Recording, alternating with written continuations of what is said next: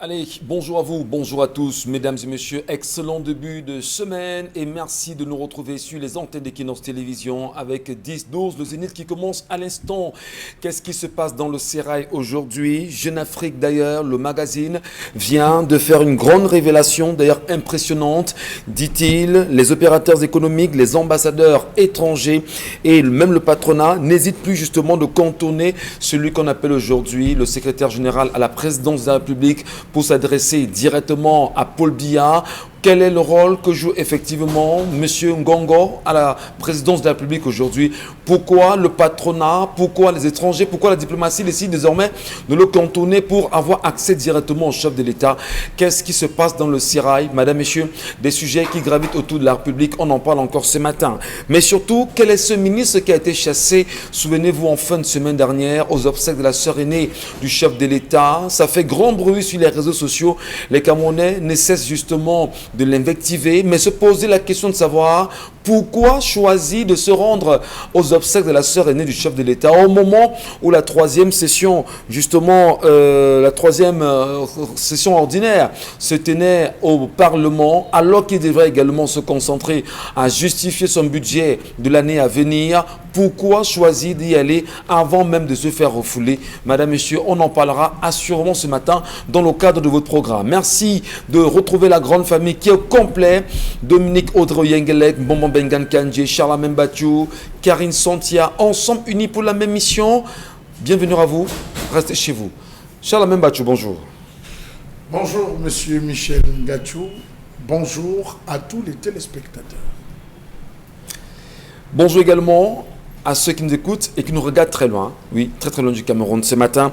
Et on va bien sûr souhaiter à nouveau la bienvenue déjà à d'abord Bonbon Bengan Kandji. Bonjour Bonbon et bienvenue ce matin. Bonjour Monsieur Ngachou Numba, bonjour à vous chers téléspectateurs. Le combat recommence avec le terminal à conteneurs, le groupe Bolloré et le port autonome de Douala. Apparemment Bolloré aurait gagné à Paris, au tribunal arbitral, mais le port et l'État du Cameroun sont sereins. Le problème se trouvera au niveau de l'État du Cameroun. Acceptera-t-il cet État du Cameroun continuer à faire des courbettes face à la politique étrangère de la France? Bolloré a au moins 5 terminaux sur le seul port. Il veut tout prendre. Pourquoi? Un secteur névralgique et stratégique qu'on va confier à un étranger. Le port de Marseille serait-il géré par les Néerlandais? Ce n'est pas acceptable dans l'environnement français. Non, mais nous, chez nous, on confie tout aux étrangers et surtout français. C'est malheureux.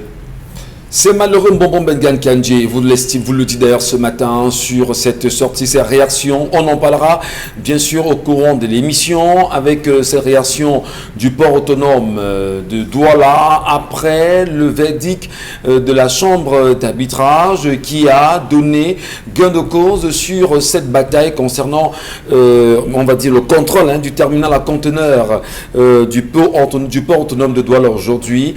Qu'est-ce qui s'est réellement dit entre eux? Quel regard peut-on jeter réellement sur le directeur général du port autonome? Quelle appréciation peut-on en faire de ces nombreuses actions? Est-ce que le Cameroun peut avoir sa souveraineté en obtenant bien sûr ce terminal à conteneurs et en jouir véritablement?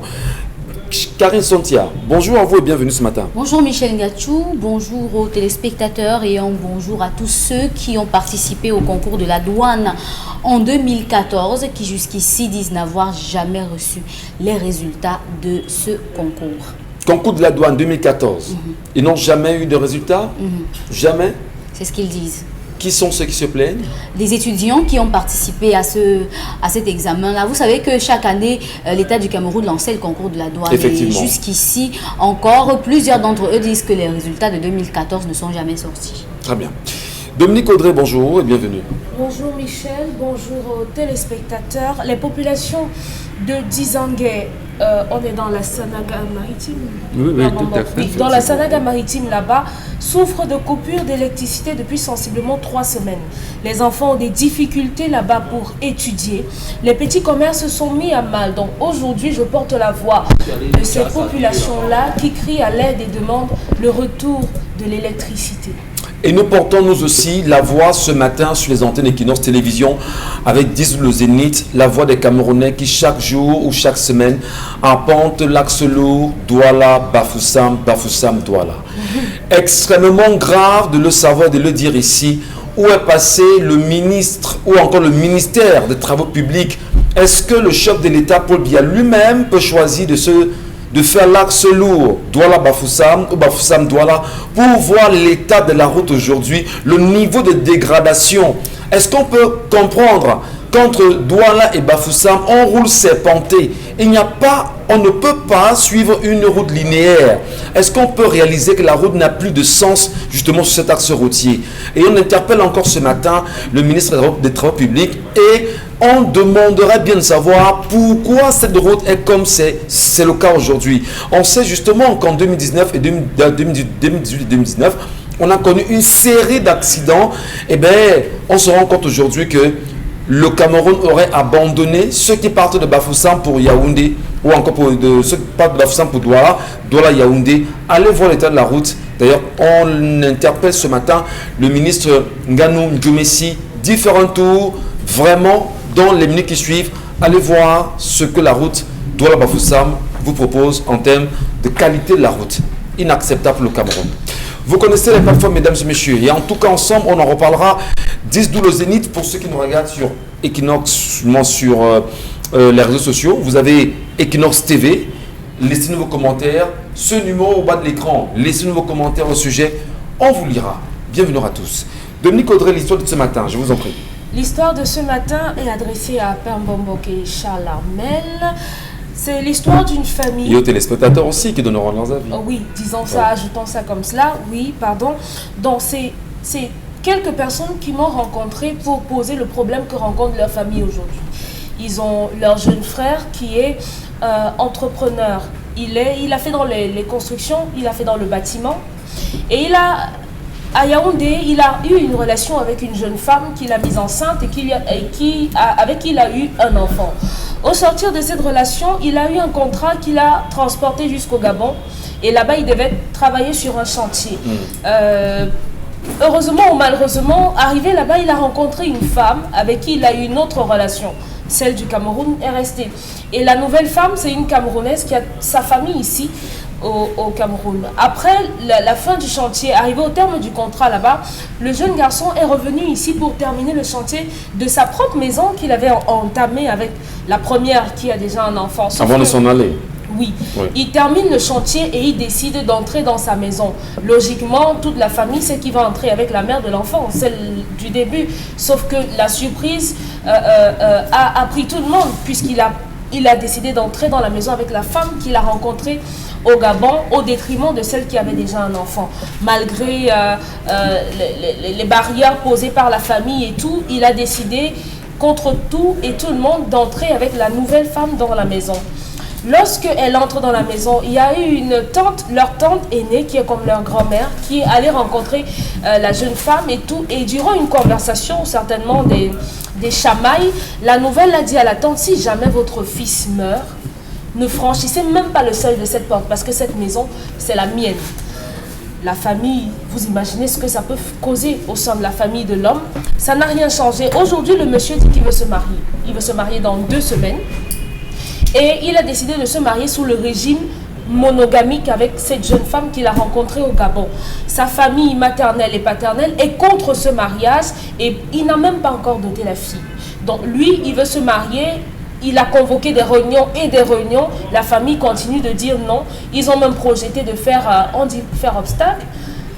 Faire opposition. Oui, pendant la cérémonie de mariage, le marié, quant à lui, essaye de marchander, de parlementer avec sa famille, mais sa famille est contre. Ils estiment qu'il doit signer le régime polygamique pour que sa femme baisse un peu d'un cran, sans ailes. Oui, qu'elle perde un peu les ailes. Donc voilà ça la situation. Comment gérer cette situation-là? Une femme qui n'est pas dotée, une autre qu'on a mis de côté, on a carrément abandonné, mais elle dit qu'il s'occupe tout de même de son enfant.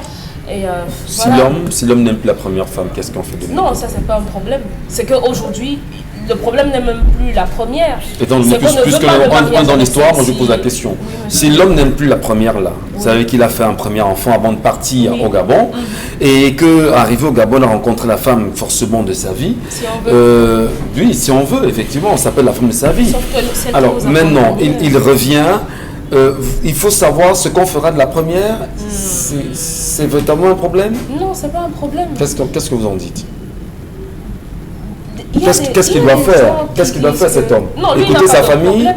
écouter sa famille, et épouser la fille sous un régime polygamique. Qu'est-ce qu'il doit faire de votre point de vue? Je veux dire que c'est plutôt la famille qui doit faire quelque chose. Voilà. C'est la famille qui pose le problème. Parce que lui, il dit qu'il veut se marier sous le régime Ah d'accord. monogamique. Et la famille estime que la femme n'est pas suffisamment bonne pour qu'on la prenne à elle seule. Alors. Si elle est la seule femme, elle va prendre, elle va chasser tout le monde. La question, je vous la pose. Oui, monsieur. La famille devrait-elle choisir l'époux d'un homme? Non, Pourquoi? pas du tout. La famille, j'estime que la famille ne doit pas choisir le partenaire de leur enfant. Mais maintenant, au partenaire en face, chacun doit L'époux, pouvoir l'épouse. faire, oui, la Voilà. potentielle épouse, Ouais. la prétendante ou le prétendant, chacun doit faire ses preuves, chacun doit se faire accepter. Lorsqu'on décide de se mettre avec quelqu'un, généralement, les premiers contacts, les premiers abords ne sont pas faciles. Si vous rencontrez un fils unique et qui n'a vécu qu'avec sa mère, vous risquez d'être toujours en porte-à-faux avec sa mère parce que sa mère a tendance, la mère de l'enfant unique a tendance à être possessive envers son fils et la présence d'une autre femme dans la vie de son fils, elle le voit généralement comme la perte de son fils. Une femme qui vient prend toute l'attention de son fils qui était tout le temps avec elle, qui l'appelait tout le temps, ne va plus le faire parce qu'il sera partagé entre sa femme et sa mère. Donc, à ce moment-là, la femme qui veut entrer dans la famille doit se faire accepter.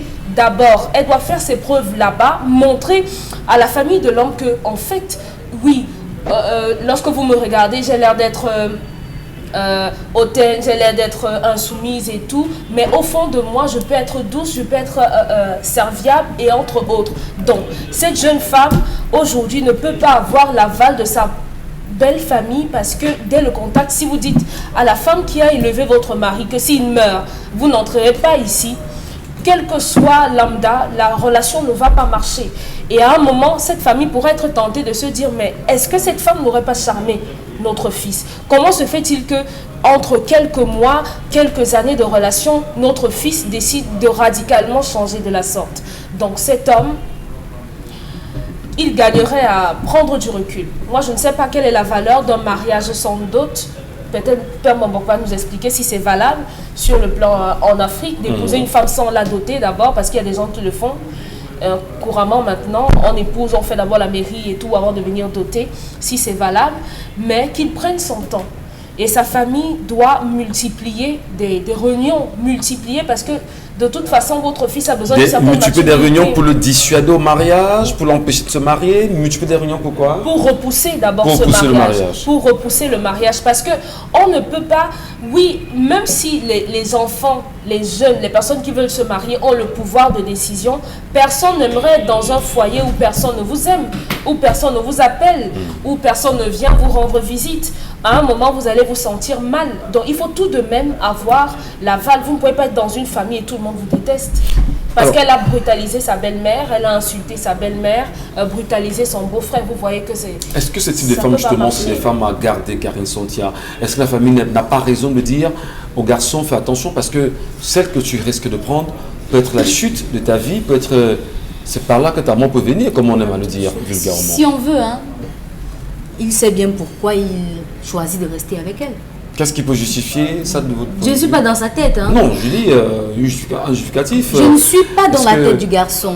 Je le dis encore. Est-ce qu'on peut comprendre pourquoi une femme est très mal élevée, mais c'est le choix d'un Sa homme? belle-mère. Je ne veux pas comprendre pourquoi elle est comme ça. Ce qui peut expliquer ce genre de relation, c'est que peut-être que le gars aime aussi sa violence. Ou alors qu'il a mangé quelque chose, comme on dit chez nous. Mais la vérité, c'est que lui seul peut savoir pourquoi il continue à être avec elle. Parce qu'on a vu des hommes qui, même comme leurs épouses battaient leur maman, il continue à rester avec elle. Donc maintenant, on pourra interpréter en disant qu'il a été charmé, il a eu ci, il a eu ça, mais je peux vous dire que toutes nos personnes, ce n'est pas une caricature que je fais sur un pays particulièrement. Oui. Mais je peux vous dire que toutes les personnes qui viennent de ce pays-là, généralement, sont perçues différemment. Et on nous dit, généralement ici, moi, tous les membres de ma famille qui y sont allés, quand ils sont retournés, ils étaient soit décédés, soit malades au point de décéder. Vous parlez bien du Gabon? Oui, c'était soit malade au point de décéder. Maintenant, pour une femme que vous avez pris là-bas et qui a ce comportement, je ne sais pas comment ça se passe là-bas, mais la vérité, c'est que seul le garçon sait pourquoi il est avec cette fille. Et moi, ce que je vais dire à la famille aujourd'hui qui s'oppose et qui n'arrive pas à trouver gain de cause, c'est que cada uno lleva su cruz. Comme le disait notre enseignant d'espagnol. Chacun porte sa croix. Parfois, quand vous voulez aider un enfant à porter son sac et à le placer sur sa tête, il vous dit non, je peux. Laissez cet enfant porter son sac, le placer sur sa tête. Au moment où il placera à l'arrière, quand il va rater le milieu de la tête, il va placer à la nuque, c'est où il comprendra que parfois vous avez besoin d'écouter les autres avant d'agir. Donc à ce moment-là, s'ils sont trop engagés dans ça, laissez-les, la loi leur permet de se marier parce qu'ils sont des adultes vaccinés, ils n'ont pas besoin de l'aval de la famille X et Y pour signer un acte de mariage. Donc qu'ils le fassent. Maintenant, quand il y aura les retombées, asseyez-vous chez vous et attendez le retour. On dit très souvent que faire qui choisit mal sa femme, choisit justement sa mort de chaque jour. Charles Membachou, le choix d'une femme réelle, de votre point de vue, sur quoi cela peut reposer? Monsieur Michel Ngachou. Oui, Charles Amel. Vous n'épousez pas une femme pour vous. Vous épousez la femme pour la famille. Parce que le rôle de la femme est de servir la famille. La femme est l'interface entre vous et la famille, entre vous et la société. Dans l'histoire de ce jour, ou bien peut-être l'histoire de ce jour nous enseigne que, pour ceux qui ont oublié, que l'homme a 3 visages. Et tant qu'on n'a pas découvert les 3 visages de l'homme, il faut se méfier. Le premier visage de l'homme, c'est la pauvreté. Pendant l'étape de pauvreté, il est humble, il est serviable, il est prêt à tout. Et il y a le deuxième visage, celui de la richesse. C'est là où il y a l'orgueil, l'arrogance, l'insolence, la pétulance, comment on va dire, et ça suffit. Nous sommes à la 2e étape. Mais il n'est pas loin du troisième visage qui est l'échec. Celui où on comprend que la vie ne vaut rien, la vie est vanité des vanités. Quand vous voyez quelqu'un qui vous tient ce langage, souvenez-vous qu'il a été un jour, il a géré et ça l'a rattrapé. C'est comme ça. Tous finissent toujours comme ça, monsieur Michel Ngachou. Alors, voilà quelqu'un qui a pris une femme. Premièrement, c'est un bavard. C'est un bavard, c'est un mouchard. C'est le genre d'homme qui, lorsqu'il est couché avec sa femme, dit, tu vois, telle cousine là, je ne l'aime même pas. Elle me faisait comme ça quand on était petit. Tu vois ma famille là, comme ils sont là comme ça, comme ils viennent ici à la maison, ce n'est que mon agent qui vient me prendre. Regardez l'insolence et l'arrogance avec laquelle la femme cause et traite Satan en disant, sachez que s'il meurt, ne passez même pas si la maison, c'est la mienne. Alors vous vous rendez donc compte que ce gars est en train de vomir un ensemble de choses à sa femme. Tu vois, telle tante, quand je partais à l'école, je passais, même les beignets ne me donnaient pas. Donc si elle vient même un jour que je suis dit que je ne suis pas là, tu vois, tel cousin, vous savez donc des hommes qui jouent, vous voyez des hommes qui jouent ce rôle. Non, on dit, la maison qui parle d'un étranger ne parle pas d'un seul étranger, mais de tous les étrangers qui entrent dans cette maison. Donc le père se trouve compris à l'intérieur de ce film. Monsieur Michel Ngachou, la femme décide d'aller en mariage. L'homme décide de prendre femme. Est-ce que c'est lui qui parle? Bonne question. C'est pas lui qui parle. Quand quelqu'un dit j'ai décidé de me marier, je lui dis tais-toi. Tu es qui pour décider de te marier? C'est la famille qui estime que tu es prêt à prendre femme. Et c'est la famille. Dominique Audrey, ça me fait. J'ai bien envie d'éclater moi aussi de rire. Il y a une question qu'on pose. Comme on parle au village Ngachou, tu attends quoi pour prendre femme? Non, maman, j'y pense. Pardon? C'est la maman qui commande un Ngachou. Tous les jours, tu es en place. Ça veut dire quoi? Il faut que tu aies une femme. L'idée ne vient jamais de l'homme, ni de la femme. Ma fille, regarde, tu travailles déjà. Apporte-moi un enfant.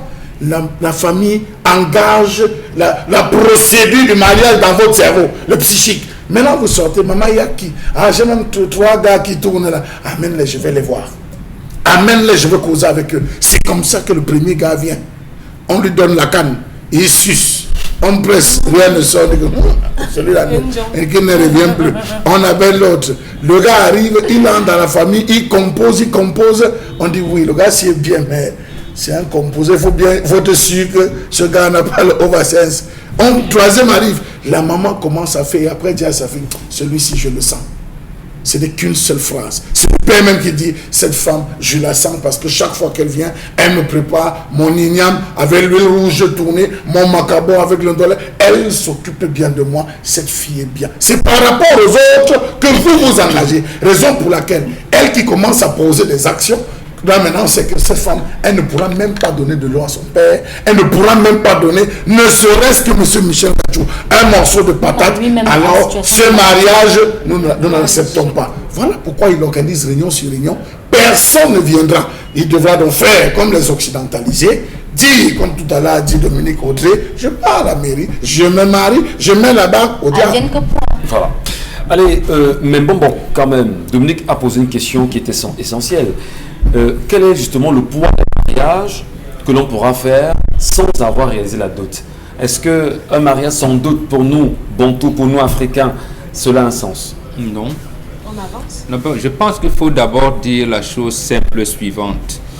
On pense que la dot, c'est un facteur, c'est une régression sociale. L'Occident est arrivé à ces niveaux par des multiples vicissitudes des guerres qui les ont mis. C'est-à-dire que ce n'est pas l'évolution, contrairement à ce qu'on pense, qui a arrêté la dot en Occident. Il y avait bien la dot. Et comme l'Occident fait la guerre, aime la guerre, il s'est trouvé à un moment donné qu'il y avait plus de filles que de garçons. Et là, la situation s'est inversée. C'est les garçons, c'est les filles qui, au retour de la guerre, allaient donner des présents aux garçons pour leur demander en mariage. Après, plus tard, ça s'est équilibré au point où on ne fait plus. Donc, ce n'est pas une chose pensée où on veut dire dot, non. La dot existe bien dans toutes les civilisations. Donc, premièrement. Deuxièmement, c'est la famille. Et lorsque vous donnez la dot, ce n'est pas au père ou à la mère de la mariée, c'est à la famille. C'est là la famille, c'est pour ça qu'on dit symbolique. On avait acheté le savon à notre fille pour se laver, ainsi de suite, ainsi de suite. Et maintenant, la fille, quand elle part, la famille, sa famille l'accompagne, lui disant on va l'installer. Même si son mari est milliardaire, on va lui acheter des choses où on l'installe. On lui dit maintenant, tu es une femme, voilà comment ta famille t'apporte. Donc, en fait, on prévoit le mariage comme la recherche du bonheur. Et ce garçon, il est déjà mort, il s'est suicidé. Il reste seulement l'annonce du jour du deuil. Il est mort, lui-même il sait, il est mort. Et la fiancée a seulement vite prononcé, quand il va mourir, je ne verrai personne. Mais le gars lui-même sait qu'il s'est suicidé, il est mort.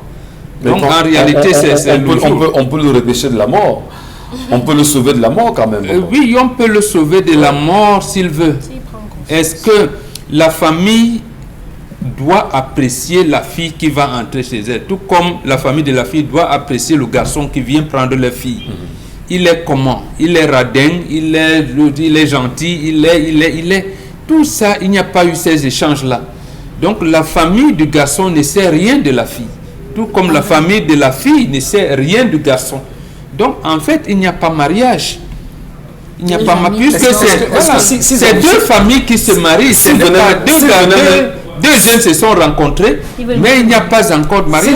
Si se marie si se marie véritablement, est-ce qu'il n'y a pas des conséquences qui peuvent en découler? J'ai dit du point de vue traditionnel, est-ce qu'il n'y a pas un certain nombre de rites qu'il va falloir faire justement aujourd'hui pour décoincer quelques blocages qu'ils pourraient avoir au courant de leur vie? Oui, mais nos lois occidentalisées ont mis ça de côté, au point où ils vont seulement assumer les conséquences négatives de cet état de choses, malheureusement. Et c'est pour ça que on conseille aux gens, en fait, vous ne vous mariez pas. Vous vous mettez ensemble, c'est deux familles qui se marient. Mais ce n'est pas vous. Ça, ça même, c'est un abus de langage. Vous vous mettez ensemble, vous les deux, mais ce sont deux familles qui se marient. Maintenant, quand vous empêchez donc à ces deux familles de se marier, vous devenez comme une touffe d'herbe qui est enveloppée dans l'océan, donc vous balancez là, il y a les eaux partout. En cas de crue, ça vous prend. Vous finissez par avoir le destin d'une femme morte, vous tombez, on vous piétine. C'est pour ça que je dis, ce garçon, il est déjà mort. Il reste seulement à annoncer le jour. Votre fille Cynthia voudrait faire une précision. Il s'agit de quoi quand même? Oui, mais il faut quand même être très culotté pour s'adresser comme ça à la mère de quelqu'un que vous dormez avec lui. Quand vous passez la nuit avec quelqu'un, le matin, vous avez le ventre, l'enfant de la personne dans votre ventre, mais vous vous adressez mal à sa maman. Parce que il y a que, même lorsque vous n'êtes pas aimé dans une famille, généralement, c'est vous qui faites les chines, c'est vous qui courbez les chines pour qu'on vous accepte. Mais quand on finit même par ne pas vous accepter, vous restez, même si vous restez dans la famille, vous faites tout pour toujours être un peu plus effacé parce que vous savez qu'on ne vous accepte pas. Mais là, il y a un bras de fer. C'est cette partie-là qui me dépasse. C'est lui qui lui a donné cette opinion. Justement, il y a un bras de fer. Et je vais attirer l'attention des hommes qui réussissent à avoir toujours le courage de mal parler de leur famille aux femmes qu'ils rencontrent. Ou encore aux femmes qui réussissent à mal parler de leur famille aux hommes qu'elles rencontrent. Vous faites comment pour parler à un homme qui veut vous épouser en disant que ma mère est née, elle demande trop d'argent, par exemple? Vous faites ça comment? Vous faites ça comment? Que depuis que je travaille, je ne respire plus. C'est moi qui fais toutes les dépenses dans la maison. Vous faites ça comment? Que depuis que j'ai fréquenté, mon père pensait que c'était une prise en charge. Vous faites ça comment? Voilà. Parce que vous n'êtes pas seulement redevable envers vos parents, vous êtes redevable envers toute la société entière. Ça veut dire que même quand personne n'a rien fait pour vous, en fait, vous vous sentez redevable envers tous ceux qui viennent vers vous pour demander de l'aide. Mais vous voyez un jeune homme qui, avec sa femme, elle réussit à dire quand même que s'il meurt, donc elle a prévu dans sa tête qu'il va mourir avant elle. Est-ce que ça... Et il est tranquille parce que seulement ça. Est-ce que vous, nos sœurs, à un moment donné, vous n'êtes même pas le problème avec nos femmes que nous aimons, que nous voulons épouser? Nous amenons nos sœurs, nous amenons nos femmes à la maison, et du coup, vous, nos sœurs, vous braquez automatiquement. On se braque toujours face à l'inconnu. Bon. Maintenant, il y a des personnes qui visiblement... Oui, même quand maman a validé, vous, nos sœurs, vous estimez que non, on n'en peut pas. Ça se fait. Maintenant, c'est pas partout. Ça se fait. Il y a aussi des femmes qui, avant d'arriver, se sont déjà braquées. C'est-à-dire que, comme je viens là, ils vont me sentir. Pas les affaires que la belle famille a fait, que la belle famille a dit que moi là, je viens pour rester. Qu'ils veulent, qu'ils ne veulent pas. Donc, il y a des gens qui arrivent comme ça. C'est pour ça que je dis qu'il ne faut pas admettre que quelqu'un manque de respect à vos parents. À n'importe qui, même à vos soeurs, elle peut faire ce qu'elle veut, mais pas à ma mère ni à mon père. C'est impossible. Virgule, Charles Amel Mathieu, sur la question. Vous voulez forcément peut-être revenir sur la question de l'acceptation d'une femme? Les belles-sœurs sont les gendarmes et les antigants de la famille. C'est important.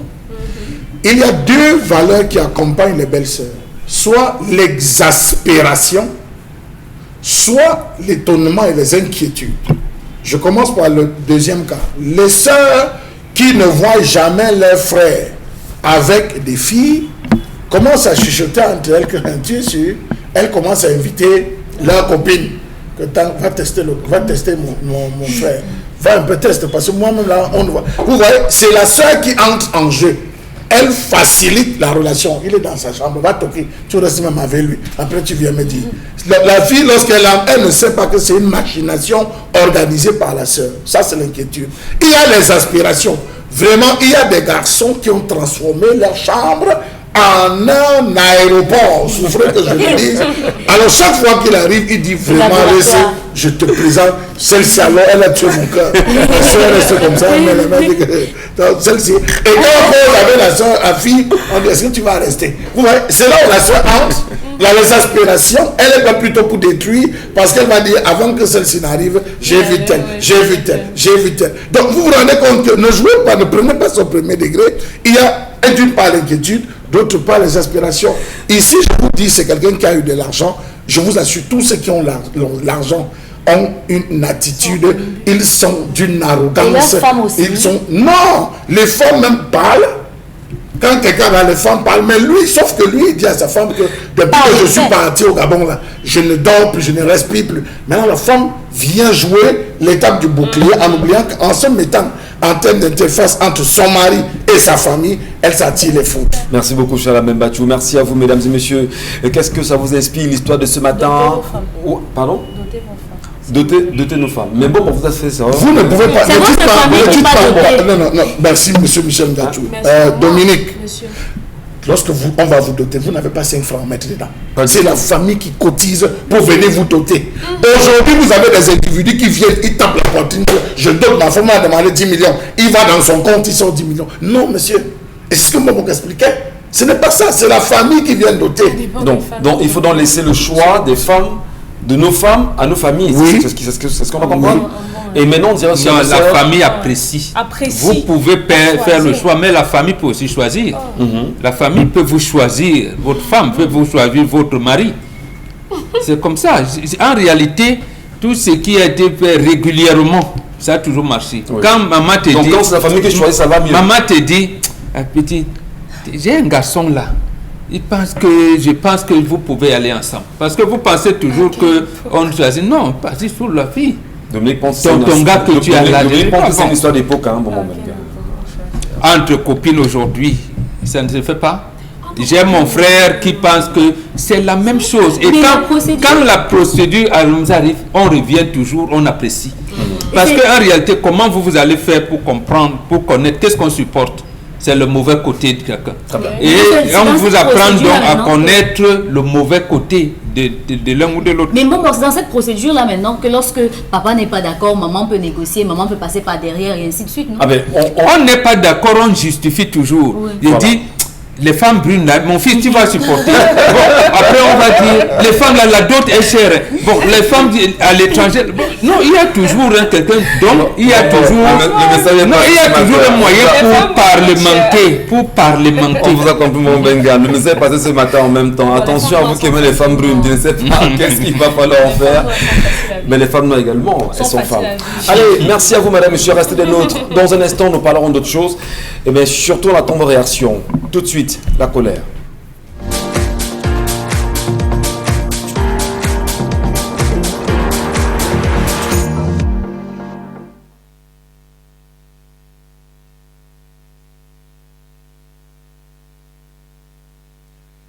Je m'interroge ce jour sur la question des insuffisances procédurales liées à l'adoption du budget dans ce pays.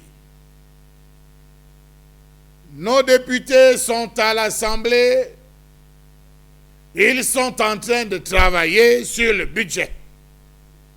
Le budget qui est l'instrument de mise en œuvre des politiques publiques les plus importantes du fait qu'il affecte la vie de tous les citoyens. Comment comprendre que le processus budgétaire a été pendant très longtemps dans ce pays sous le contrôle exhaustif et exclusif du gouvernement? Savez-vous qu'il ne saurait y avoir de bonne gouvernance des finances publiques, ce qui est nécessaire pour la mise en œuvre des politiques publiques, sans contrôle externe efficace des finances publiques? Comment comprendre que le gouvernement n'a pas soumis aux députés le projet de loi 15 jours avant la session budgétaire tel qu'il est prévu par les textes en vigueur? Nos députés sont entrés à l'Assemblée depuis le 12 pour traiter de la question du budget, mais ils n'ont pas reçu le projet de loi 15 jours avant. Ils n'ont reçu aucun document 15 jours. Ça suppose qu'ils sont entrés avec 15 jours de retard. Peut-on plancher sur la gestion de 5 500 milliards en 2 jours? Point d'interrogation. Comment est-ce que les députés peuvent-ils en un temps record procéder à l'examen et à l'adoption du budget de l'État 2021 alors qu'ils accusent un retard de 15 jours? Est-ce que 15 jours est suffisant pour éplucher plus de 500 pages dans lesquelles on traitera de la mise en œuvre du plan global de riposte contre la COVID-19, la prise en charge de la sécurité sur l'étendue du territoire national, la reconstruction des régions de l'extrême nord, du nord-ouest et du sud-ouest gravement affectées par l'insécurité, la finalisation de certains grands programmes en cours, en l'instar du plan triennal spécial jeunes et la préparation du CHAN 2021 et de la CAN 2022. La mise en œuvre de la couverture santé universelle, dont la première phase couvre la période 2021-2025 et concerne potentiellement 7 millions de personnes pour un coût qui restera déterminé. Le service de la dette intérieure-extérieure, dont il faudra respecter les échéances et l'accélération du processus de décentralisation. Est-ce que, en tout état de cause, nos députés pourront plancher sur ces grands axes, ces grands sujets en si peu de temps, lorsqu'on n'a pas déposé l'ensemble des projets pour qu'ils puissent lire? Savez-vous que dans la phase préparatoire du budget, le Parlement est impliqué à travers le débat d'orientation budgétaire organisé en séance publique par le Parlement sur la base de documents et rapports que le gouvernement est tenu de lui transmettre au plus tard le 1er juin dans l'exercice en cours. Savez-vous que pour cette session qui commence, c'est hier, que les députés ont reçu, et ils ont reçu, dit-on, les projets de loi sur lesquels ils vont directement travailler. Et ils l'ont reçu parce que là, c'est arrivé tard. Pourquoi tard? Allez poser la question. Le contrôle budgétaire parlementaire est une fonction essentielle pour renforcer la bonne gouvernance des finances publiques qui constitue un élément essentiel pour les États qui voudraient renforcer leurs capacités nécessaires pour le développement économique et la réduction de la pauvreté. Comment est-ce que le budget de ce pays est-il adopté? Est-ce que toutes les parties prenantes prennent dans une certaine mesure le temps de parcourir les différents textes qui vont être servis à l'Assemblée? Est-ce que le délai de 15 jours prévu par la législation camerounaise a été amendé, a été modifié? Pourquoi est-ce que les élus ne boycottent-ils pas dès le premier jour lorsque cela arrive avec retard? Comment comprendre ces façons de fonctionner validées par le Parlement qui n'exerce plus à travers sa fonction de contrôle et de détenteur du cordon de la bourse son pouvoir? Comment comprendre que le budget voté par nos élus ne correspond plus aux intérêts de la société? Était-ce parce qu'ils lisent tardivement? Était-ce parce que la prise en compte est peut-être spontanée? Ou alors du fait qu'on leur remet en disant il y a ça, ça, ça et ça qui passe, taisez-vous, prenez vos marchés et on continue l'aventure. Et la colère, ce matin exprimée par Charles Amel Bachou. Est-ce que vous avez entendu grand-chose à cette colère, madame, monsieur? Oui, vous l'avez entendu. Vous avez entendu en même temps que c'est 15 jours, ils n'ont que 15 jours, les députés à l'Assemblée nationale pour pouvoir travailler en réalité sur les projets de loi. Ils ont 15 jours pendant lesquels ils doivent étudier le budget justement de l'année en cours. Ils ont 15 jours, les 180 députés. Alors Charles Amel vous demande, est-ce que c'est suffisant ces 15 jours? Est-ce qu'en réalité, sur des questions urgentes, liées par exemple à la crise anglophone aujourd'hui, liées par exemple au Covid-19, liées par exemple à la crise, on va dire la guerre dans l'extrême nord du Cameroun avec Boko Haram, et les nombreux besoins de l'État en 15 jours, est-ce que les députés peuvent-ils réellement siéger, tabler sur ces questions urgentes aujourd'hui? Quel regard, vous, en tant que Camerounais, vous y jetez sur cette disposition en même temps qui leur donne de n'avoir que 15 jours? Et peut-être pour rentrer dans le vif du sujet, bon Bengan, je commencerai par vous ce matin. Vous vous rendez compte qu'il y a eu plein de plaintes aujourd'hui où on estime que les députés parfois reçoivent des projets de loi à 2 heures, voire 2 jours au plus d'une assise parlementaire. La séance actuelle, permettez-moi de vous le dire, ils n'ont pas reçu, on n'a pas respecté les 15 jours. Le gouvernement a violé, oui. C'est en salle qu'ils ont reçu par rapport à l'adoption du budget, ils ont reçu ça en salle. Comment est-ce qu'on apprécie cette façon de gouverner, où on sait qu'on est député de la nation, on est censé recevoir des projets minimalement 15 jours avant, et que ce soit en pleine séance plénière que l'on vous restituer cela chez vous et vous devez donner votre point de vue? J'allais même dire que cette fois-ci, c'est une performance louable pour avoir apporté ça à ce moment précis. Parce que à peine l'Assemblée a-t-elle ouvert sa session qu'on leur a donné. Mais ce que Charles Amel dit et ce que prévoit les textes, c'est qu'avant qu'on ne vienne, on aurait dû l'avoir 2 semaines avant. 2 semaines avant l'ouverture de la session, pour permettre à chaque député d'étudier le projet avec ses populations et venir à la session avec les amendements possibles. Effectivement. Or, on ne le fait pas. Parce que ce ne sont pas tous les députés qui siègent, par exemple, comme c'est le cas du budget, à la commission des finances. Donc, ceux qui sont à la commission des finances devraient donc recevoir, en principe, les amendements des autres députés, les discuter en commission avant leur adoption en plénière. Mais ici, l'Assemblée nationale ne joue pas son rôle. Il y a même certains de nos compatriotes qui pensent que l'Assemblée nationale en fait, bon, je peux peut-être pas me permettre le mot, mais comme ils le disent, c'est une chambre d'enregistrement. Oui.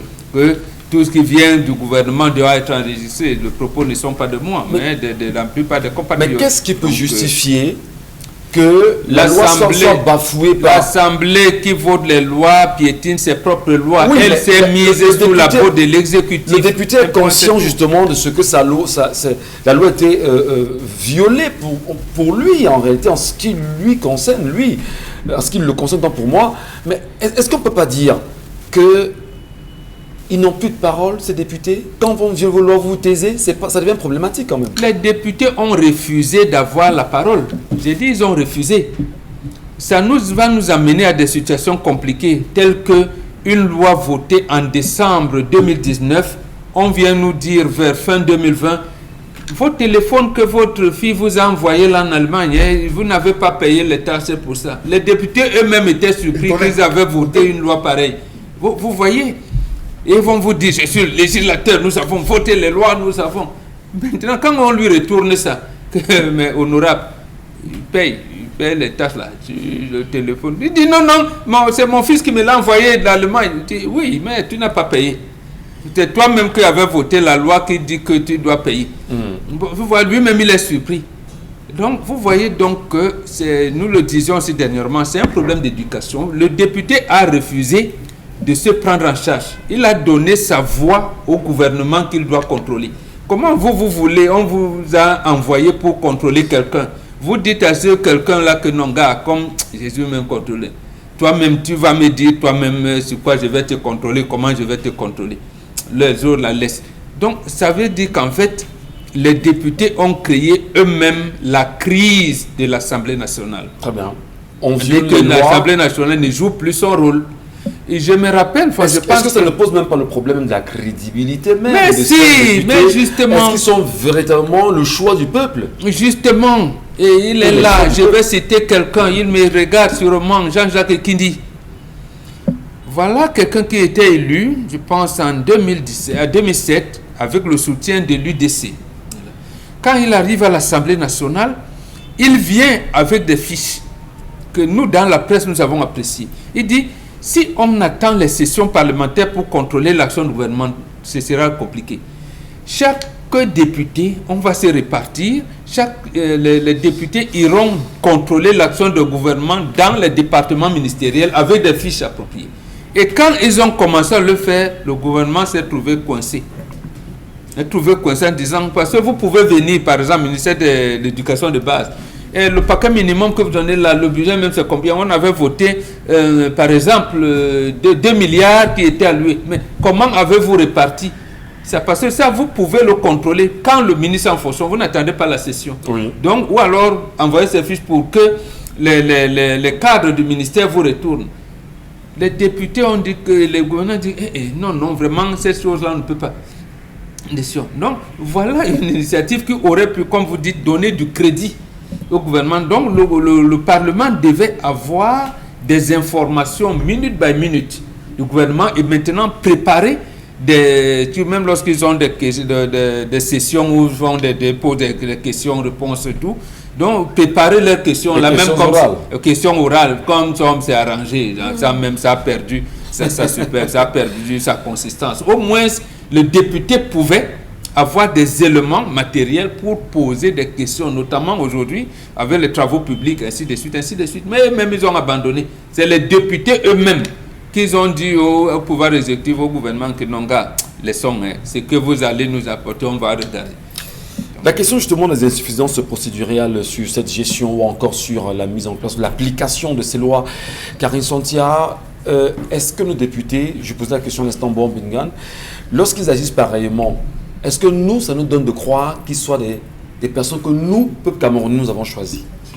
Non, ça nous amène à douter. Peut-être que c'est des députés qui nous représentent à travers les tenues vestimentaires qu'ils abordent.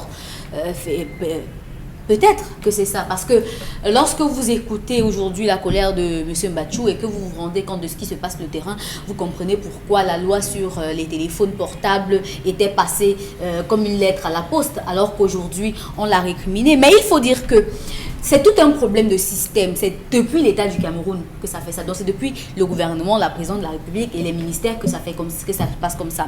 Parce que la promulgation d'une loi de finances doit d'abord subir 3 étapes. Il y a l'élaboration, la présentation et l'exécution.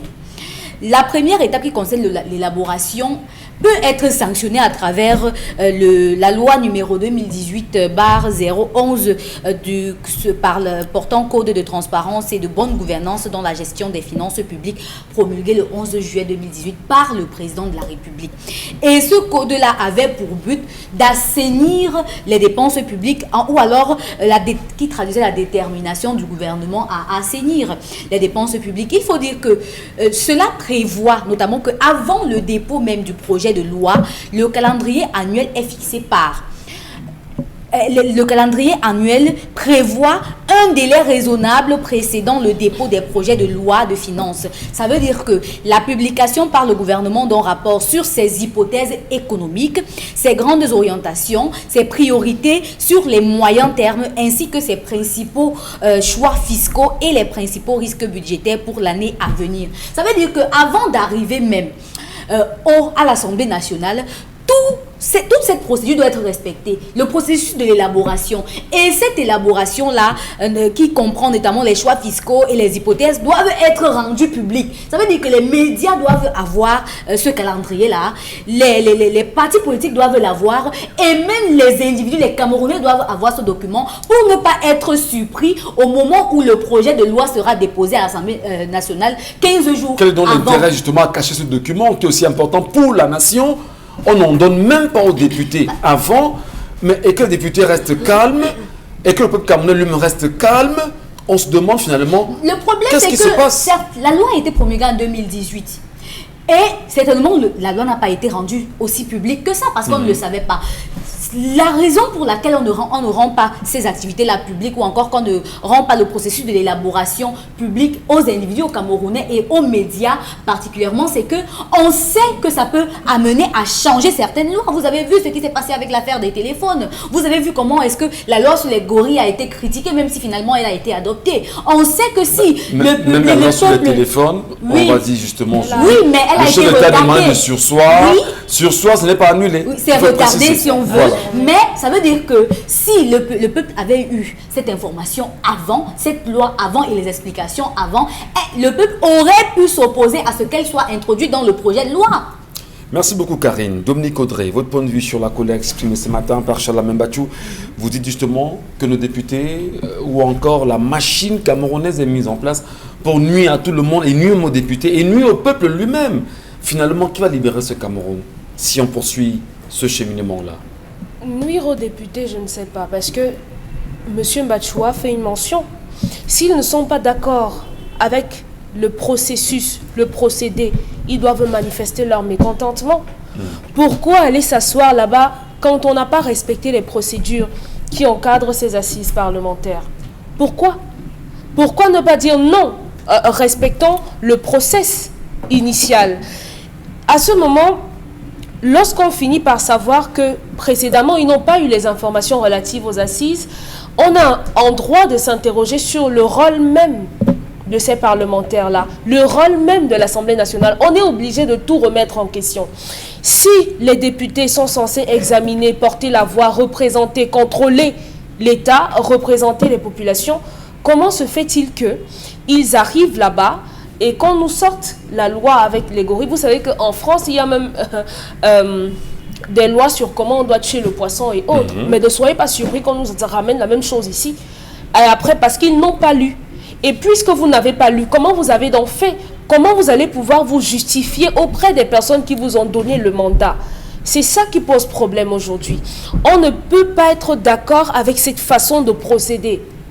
on ne peut pas être d'accord. Aujourd'hui, malheureusement, les personnes qui seront entachées, ce sont nos élus. Nos élus, entendez les différents partis. D'aucuns mentionnent qu'ils sont en train de faire des balades en tenue d'apparat. C'est plus ça. Là, je crois qu'on leur donne de l'argent pour les différentes assises. Je crois que c'est certainement ça qui les intéresse. On ne voudrait pas penser comme ça, mais au regard de tout ce qui se passe, on se pose la question de savoir est-ce qu'ils vont véritablement là-bas travailler pour les populations qu'ils sont en train de représenter. Alors, on parlait tout à l'heure des procédures. Oui, monsieur. Quand on vous dit justement que le gouvernement camerounais fait même des propositions de loi, c'est-à-dire que c'est le gouvernement qui s'assoit, on fait des projets de loi. Des projets de loi. Aurait dû faire les propositions de loi qu'on ne prend jamais. Voilà.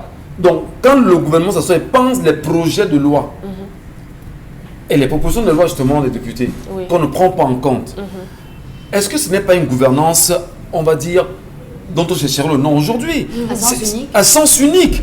Oui, même c'est à sens unique. Il n'y a pas de participation des Camerounais. Même les élus, en réalité, ne se retrouvent pas, subissent. Alors, qu'est-ce qu'on fait donc pour se libérer? Est-ce qu'on n'a pas l'impression que l'administration française, que les Camerounais ont hérité, est pernicieuse même pour le Camerounais aujourd'hui? Je crois que tous les Camerounais sont témoins qu'à plusieurs reprises, le SDF a manifesté son mécontentement par rapport à certaines choses là-bas. Oui. Oui, on devrait continuer comme ça. Et au moins, les populations, le peuple sera témoin de ce que le SDF, le PCRN et les autres ne sont pas d'accord avec cette façon de procéder. Même si, au final, ce sera adopté, mais au moins, on saura que non, tel et tel autre ne sont pas d'accord et qu'on ne se casse pas derrière l'argument de la majorité. Très bien. Madame, monsieur, c'est un sujet qui nous met totalement en colère quand même ce matin. On aimerait bien comprendre qu'est-ce qui se cache derrière ces procédures. Pourquoi cette lenteur? Pourquoi justement ne pas respecter la loi? Pourquoi même mépriser honnêtement les députés? Ou finalement, est-ce que ces députés s'y plaisent simplement parce qu'ils vont gagner à chaque fois leur 4-9?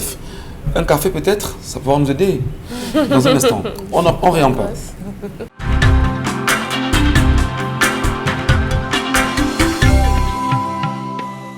Bon retour à vous, mesdames et messieurs. Merci encore de nous retrouver après la pause café. Oui, effectivement.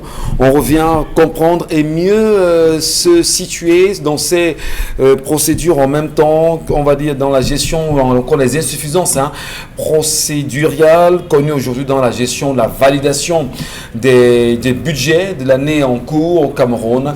Qu'est-ce qui se passe pour 2021 aujourd'hui? Est-ce que les députés camerounais peuvent-ils dire aux Camerounais effectivement qu'ils sont conscients du contenu du document qui leur est soumis?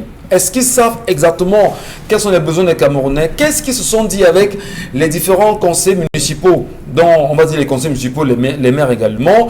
Est-ce qu'ils ont compris les besoins des Camerounais de façon fondamentale et le budget en lui-même, le montant, le valideront-ils? Pourquoi et comment? Est-ce que ces questions seront posées pour la session en cours, Charles Membachou, mais surtout pour tenter de lire ce qui se passera en 2021 pour le Cameroun? Alors, il faut dire qu'on est en train de nous enfumer. C'est un enfumage parce que ça fait très longtemps que le gouvernement a une main mise sur le Parlement. C'est-à-dire que le Parlement ne respire que l'air insufflé par le gouvernement. La preuve, c'est le gouvernement qui arrête. Lorsqu'il faut voter des lois, les projets de loi, c'est lui qui concorde, c'est lui qui vient donner, c'est lui qui agence, qui établit l'ordre de priorité et comment les choses vont être traitées. Vous savez, l'adoption du budget de cette année, de 2021, M. Michel Ngachou, va porter sur des points assez criards. Premier point, la mise en œuvre du plan global de riposte contre la COVID-19. Quelle est l'idée que les députés ont de la COVID-19? Pendant tout le processus où cette pandémie a frappé, il n'y a eu qu'un seul député qui a touché du doigt. Je parle de l'honorable Jean-Denis Tché qui était sur le terrain, qui palpait, qui essayait de comprendre, qui allait jusqu'à mettre au vu et au su de tout le monde les erreurs et les insuffisances du ministère de la Santé. Elle va tabler sur la prise en charge de la sécurité sur l'étendue du territoire national. Ouais. Mais M. Michel Ngachou, c'est encore grave. La question de la sécurité.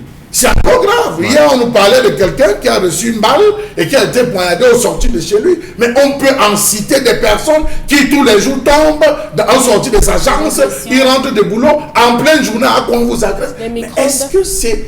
On va évaluer ça comment? C'est en 15 jours. C'est en 3 jours que les députés vont sortir de leur substantifique moelle l'expression de M. Michel Ngachou de ce combat. On va évaluer comment, quel est l'état des effectifs au niveau des forces de maintien de l'ordre dans nos commissariats. Poser la question aux députés, ils ne le savent pas.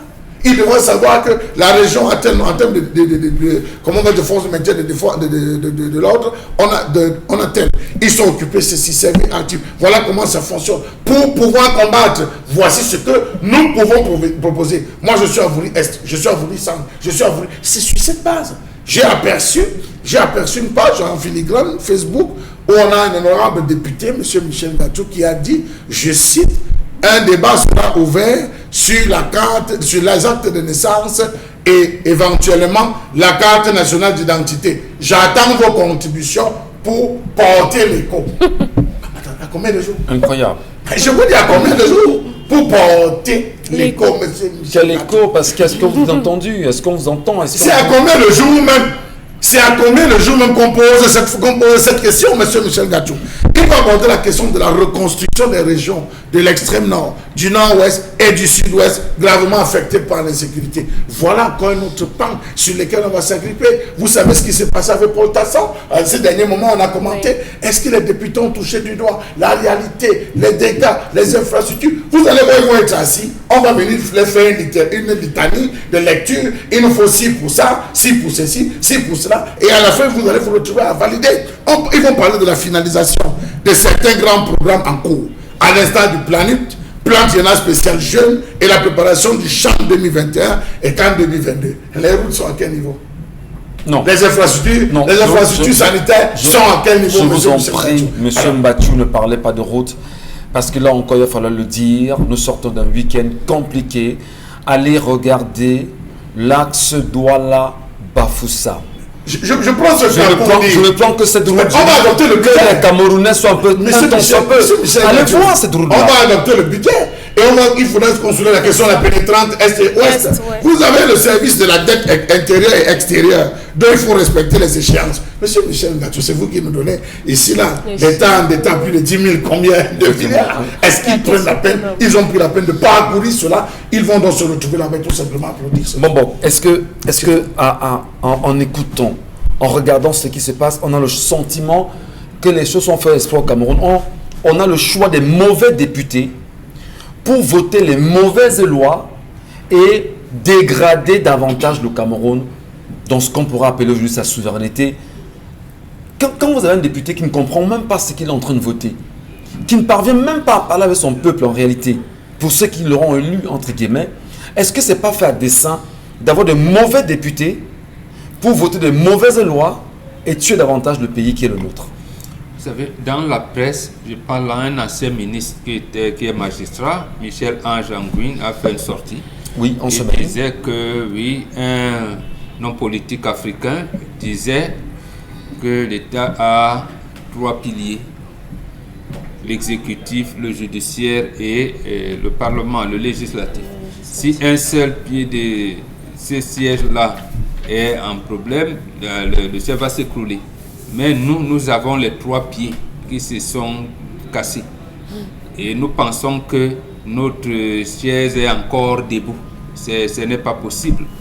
Ce n'est pas possible. Nous sommes dans un système qui sécrète et entretient la corruption.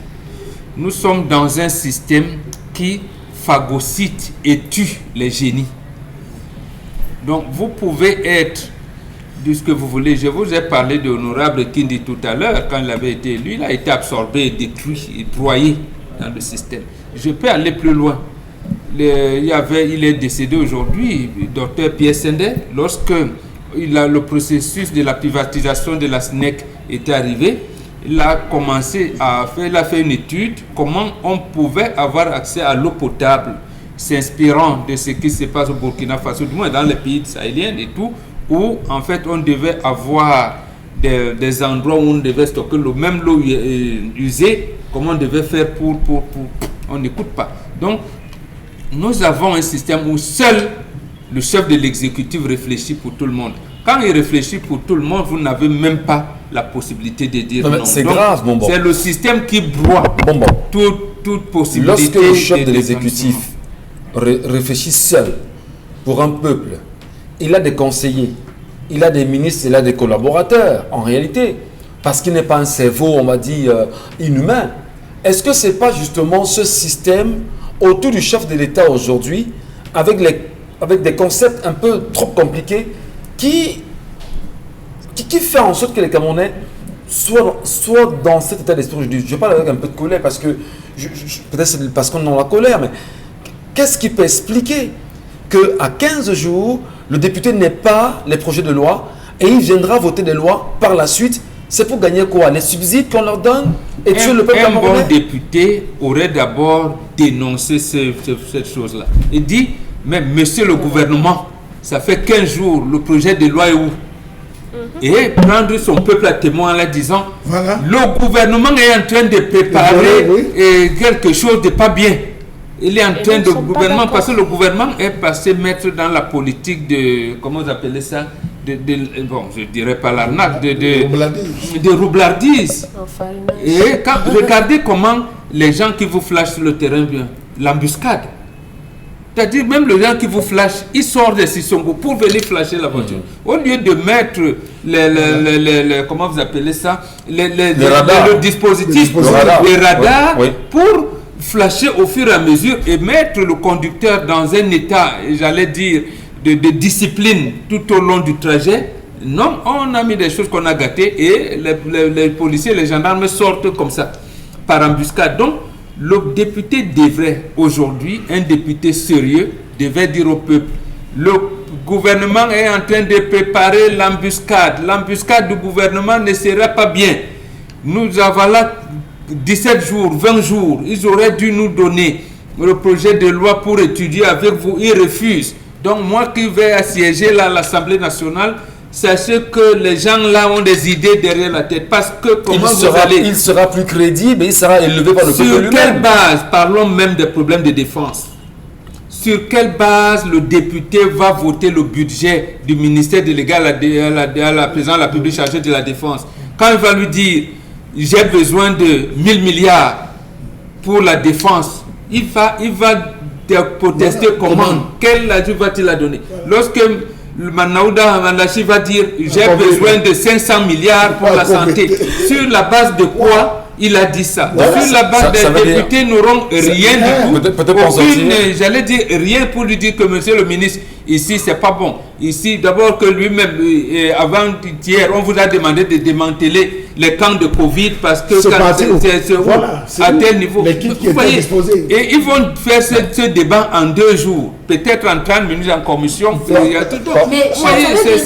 C'est triste. C'est triste. J'aimerais revenir quand même sur un point. Si les députés camerounais n'ont que, en principe, selon la loi, 30 jours maximum, c'est-à-dire 15 jours avant le début de la session et 15 jours pour étudier le projet de loi. Non, ils ont 45 jours. C'est-à-dire qu'avant de venir à l'Assemblée, on vous a donné le projet de loi. Donc vous avez 15 jours. Maintenant, l'Assemblée dit 30 jours. Donc vous avez la possibilité d'échanger avec les collègues députés, ainsi de suite, ainsi de suite. Permettez, Karim. C'est-à-dire, moi je parle comme le Camerounais lambda, moi je le comprends trivialement. Lorsqu'on a un projet de loi, on a un projet qui doit servir la nation. On vous le donne 45 jours avant.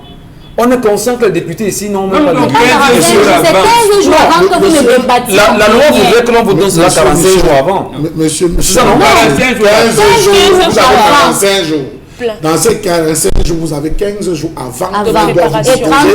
On doit vous déposer en fait l'ensemble des d'accord. Vous avez dans 45 jours, 15 jours. Vous prenez connaissance voilà, avant d'aller siéger. Lorsque vous entrez, vous êtes suffisamment aguerri sur des sujets à vous proposer et vous formulez dans l'ensemble de vos questions. L'autre chose que je vais ajouter, c'est que le député a le droit de regard. Le budget se compose aussi sur la ressource. Karine avait la parole, Charles.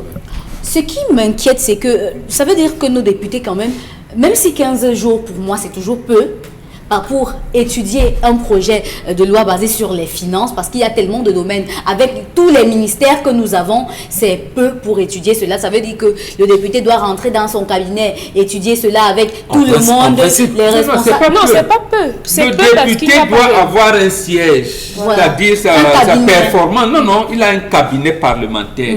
Cabinet parlementaire, il sait. Si on lui apporte un projet de loi sur la maison de Gori, il n'est pas spécialiste de l'environnement. Il doit seulement avoir une équipe qui travaille autour. Mais voilà, quand on lui apporte donc le projet de loi sur les finances, il a dans sa circonscription des gens qui peuvent étudier ça en une semaine. Est-ce qu'on en a dans au Cameroun? Est-ce qu'on sont entourés? C'est ça mon question.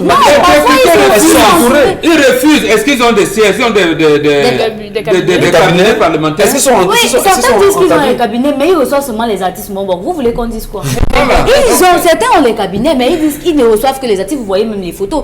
Moi, ce que je voulais relever, c'est que même en France, les députés ont le Parlement a 70 jours pour voter, pour valider un projet de loi basé sur les finances. Ça veut dire que si vous avez 45 jours au Cameroun, ça veut dire qu'au final, s'il y a des amendements à faire, c'est vous qui devez les faire. Sauf qu'au Cameroun, chez nous, quand on vient avec le projet, la loi de finances, finalement, elle est validée telle qu'elle, sans enlever une virgule. Ça veut dire que finalement, lorsqu'on vient avec, leur problème c'est, est-ce que nous, on aura nos 10 millions après? S'il y a les 10 millions, le reste n'est plus important.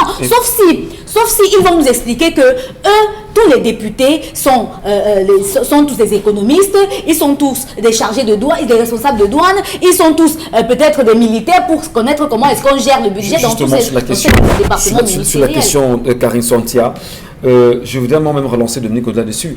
Est-ce que finalement, on n'a pas des députés businessmen?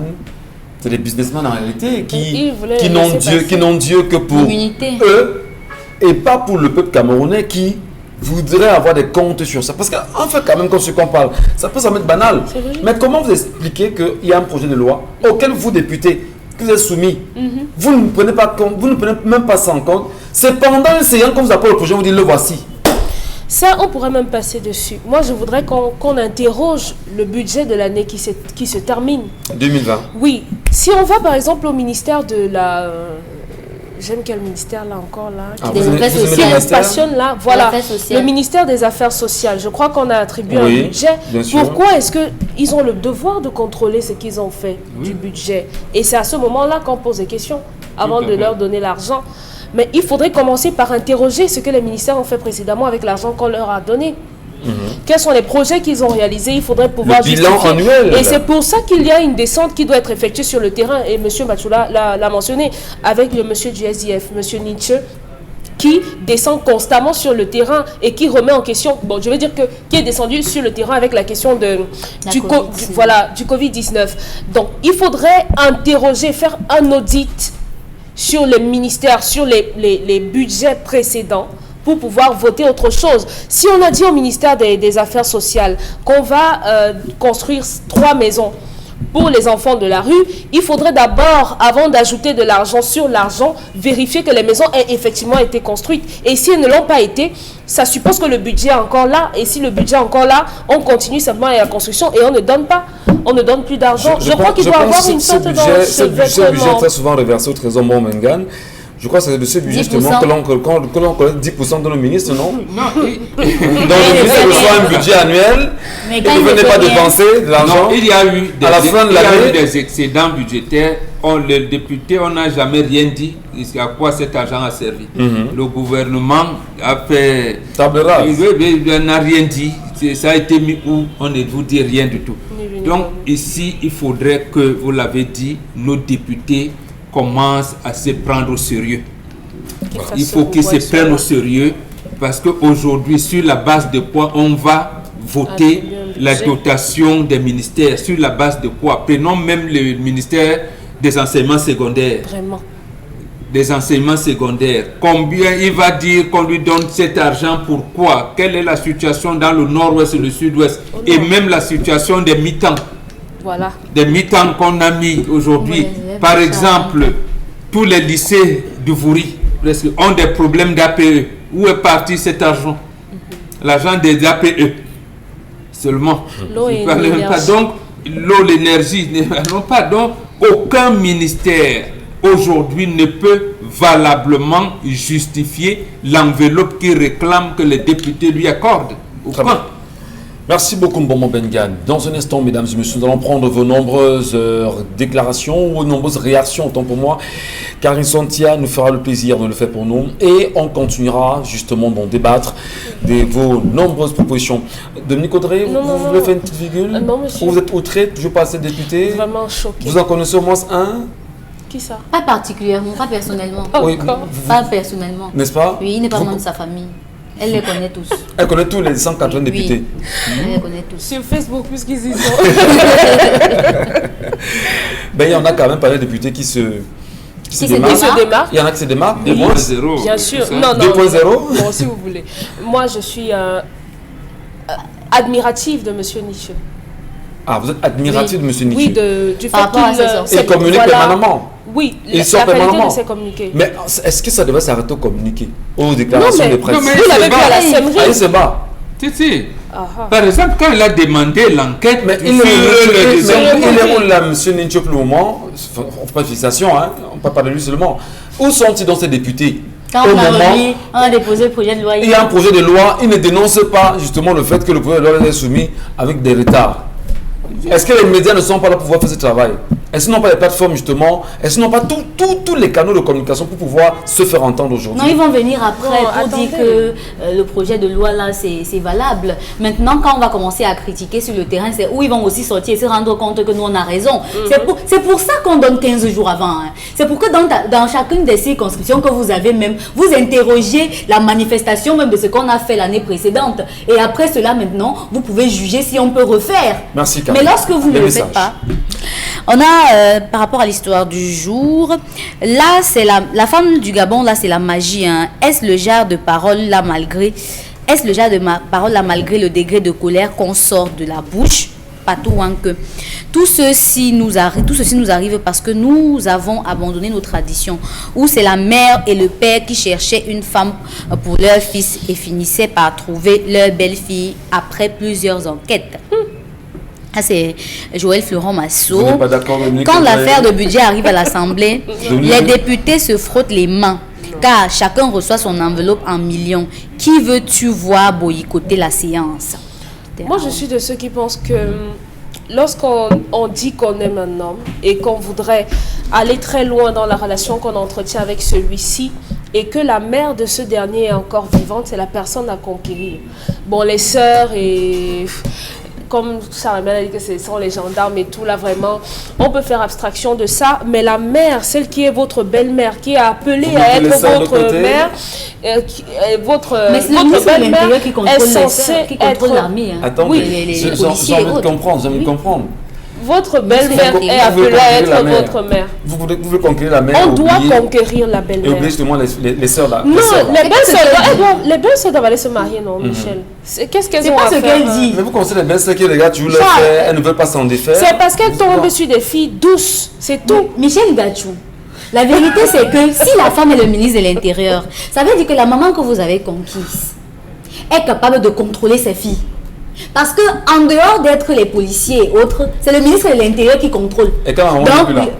Non, quand la maman n'est plus là, mais vous passez par les sœurs. C'est génial. Oui, justement, si tu as c'est passé par ta les vie, sœurs. si tu as passé ta vie justement à être en porte-à-faux avec tes belles-sœurs, quand maman n'est plus là, tu fais C'est comment? pourquoi C'est l'homme c'est- qui arrange la situation. À un moment, il faut pouvoir les faire asseoir et mettre chacune à sa place. Ma chère sœur, tu es ma sœur, je t'aime, mais sache que ici, c'est ma femme, donc ne viens pas Mais empiéter je sur son vous droit. assure Et à ta que- chère femme, tu Je la vous remets assure également que à sa place. Tout ce que ces sœurs font, c'est les pièges qu'elles vous tendent. Quand vous tombez dans un seul de ces pièges-là, vous avez perdu tout. Qu'est-ce qu'il faut donc faire? Rester Non, calme. c'est pour ça que je dis que quand vous êtes dans ce genre de situation, vous jouez à l'ignorante. Vous faites en sorte que ce soit elle seule qui tombe. Le jour où, par exemple, on l'attrape, quand c'est un oncle qui arrive, quand on attrape que c'est la soeur qui vous gifle. Donc c'est le genre. et Vous laissez que ce soit elle qui tombe dans le piège. Jamais vous. Quand vous nous dites justement que avant le mariage on ne vous connaît pas, mais c'est quand vous Non, entrez on sortez vous les griffes. connaît. C'est pas ça. C'est ça? Non, c'est bien de pas montrer ça, son Michel visage, Gachou. hein. C'est pas ça. C'est l'affaire de cette femme, c'est pas qu'on ne la connaît pas. C'est qu'elle est venue sur la défensive. Elle est venue comme quelqu'un qui vient combattre. C'est ça le problème. Alors que si elle était venue comme quelqu'un qui vient se faire accepter, avant qu'elle a son caractère, ça devait être différent. Bon, c'est Mais là, elle est venue là en militaire. Elle est venue là en militaire qui va en guerre. Écoutez, c'est pas une affaire de femme. Ah, voilà, c'est- Lis les messages, je t'en prie. C'est pas une affaire de femme ce matin. On vous écoute, Karine Sontia. Alors, ce garçon est déjà mort. Il a même déjà fait le programme de sa levée de corps et a donné Dans à sa 2 future femme, semaines. Dans 2 semaines. Michel Kitoko. Tout à fait. Pays d'inconscients, toujours à croire que quelqu'un détient le pouvoir sur la vie à part eux-mêmes. C'est pour ça que les vieillards règnent sur vous pendant des années. Il y a certains hommes qui sont contre leur famille et ne le manifestent pas. Donc la femme prend le rôle de l'homme vis-à-vis de cet homme. Non, c'est l'homme parce qu'il est faible. Il manifeste des écarts de comportement, des écarts de langage, et sa femme se rend donc compte Argent que en comptant. fait j'ai quelqu'un qui ne peut pas s'assumer. Je prends des rênes, mais là à ce moment, comme disait Charles Lamel, vous recevez les foudres. Vous recevez les foudres que vous n'aurez pas dû. Parce que, et c'est ce que les femmes, les filles d'aujourd'hui doivent savoir. Si vous avez un mari comme ça, je vous dis, cachez-vous. Parce que de dire chaque fois, mais c'est votre frère a fait quoi? La rentrée de l'école, c'est même moi qui ai rappelé à votre frère que on finira par dire que en fait c'est vous qui gardez tout, c'est vous qui commandez notre frère. Et c'est à cause Donc de chaque ça, fois la même famille. pendant les deuils comme ça, faire même semblant de dire à votre mari que non, pars. Moi vraiment pars. J'en pars, va faire tes choses. ça nous rappelle Même ça. si derrière c'est vous. Parce que à force pour la femme, mais comme la femme aime commander, on lui a dit qu'elle est grande derrière, elle a dit non, je suis à côté. On l'a mise à côté, elle est devant. Donc, restez là, laissez l'homme, surtout pour un garçon unique, Très bien. comme il est. Qui a la malbouche comme lui. Voilà. Ça nous Qui peut rappelle. mal Ça nous parler. rappelle. C'est un garçon faible. Il a grandi dans la cuisine. Il a refusé de grandir avec papa au Ça nous salon. rappelle Il a une grandi. histoire où un homme perd son travail. Il perd son travail, il n'a rien. Sa femme travaille normalement. Lui, il reste à la maison. Mais très difficile pour un homme de rester à la maison. Il sort quand même se balader. Il revient de temps en temps à la maison. Alors la femme, elle travaille. C'est elle qui va chercher l'argent. Elle vient donner à son homme. Et l'homme rationne à la maison devant les enfants. Oui. Et c'est l'homme justement qui le matin donne le petit déjeuner, c'est l'argent des beignets aux enfants.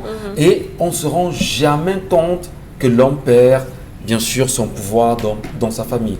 Donc on va peut-être dire merci à toutes ces femmes qui savent se compléter avec les hommes et leur permettre bien sûr de pouvoir... C'est comme ça quand l'homme s'est bien comporté avec la femme. Faut le mentionner. Pardon. Ce genre de schéma, ce genre de tableau n'est visible que lorsque l'homme s'est bien comporté avec la femme tout au long de la relation. Mais si vous avez eu un homme qui, chaque fois qu'il touchait son salaire, il passait le temps au bar, on le ramassait chez la voisine et tout ça, sachez que lorsque vous serez en mal, votre femme aura des difficultés à vous donner pour que vous ne perdiez pas la face devant la famille. Donc, traitez bien vos femmes quand vous avez et elles vous traiteront bien quand vous n'aurez pas. Karine Sontia. C'est une assemblée nationale là-bas. C'est une réunion entre petits copains qui profitent pour causer et prendre du café et réfléchir. Avec la biscuit turc. Oui. Un autre message ce matin. C'est quoi exactement la dot? La vraie dot en argent se fait parfois 20 ans après. Il y a 5 formes de mariage traditionnel que M. Mbachoulet cite. Monsieur Charles, il y a 5 formes de mariage traditionnel. Merci de citer les Est-ce qu'il y a 5 formes de mariage. Ça, c'est Wabo, Ndiéfé, Kamenye. On aimerait que lui-même il les cite. Qu'il nous donne. Oui, on évolue. qu'il nous les cite. Mais est-ce que c'est possible d'avancer la dot? Bien sûr. La dot, c'est le parlementarisme. Vous n'êtes même pas obligé de tout finir. Ah, ça, on finit la demande. Voilà, On donc finit par la liste, même si vous établissez ça sur une liste comme on le fait souvent, vous donnez tout, vous doublez, vous n'avez pas fini. Alors, à la question Bon, justement de... dans vous n'avez pas fini là, il y en a qui ont traité ça comme si c'était de l'escroquerie. Ils ne comprennent rien à rien dans justement le processus de la dot. Peut-être que le gars, comme ils ne il a savent dit, pas que vraiment, vous pouvez évaluer ça à 20 millions, vous ne dépensez même pas 500 000. Alors, je voudrais que sur la même tu nous donnes son point de vue sur la question, parce que Dominique Odé pose une question qui est très importante. Oui, ça Est-ce peut qu'on aider doit les avancer gens la qui dot? veulent se passer. Oui, on sait que chez les Bantons, on avance certaines dots.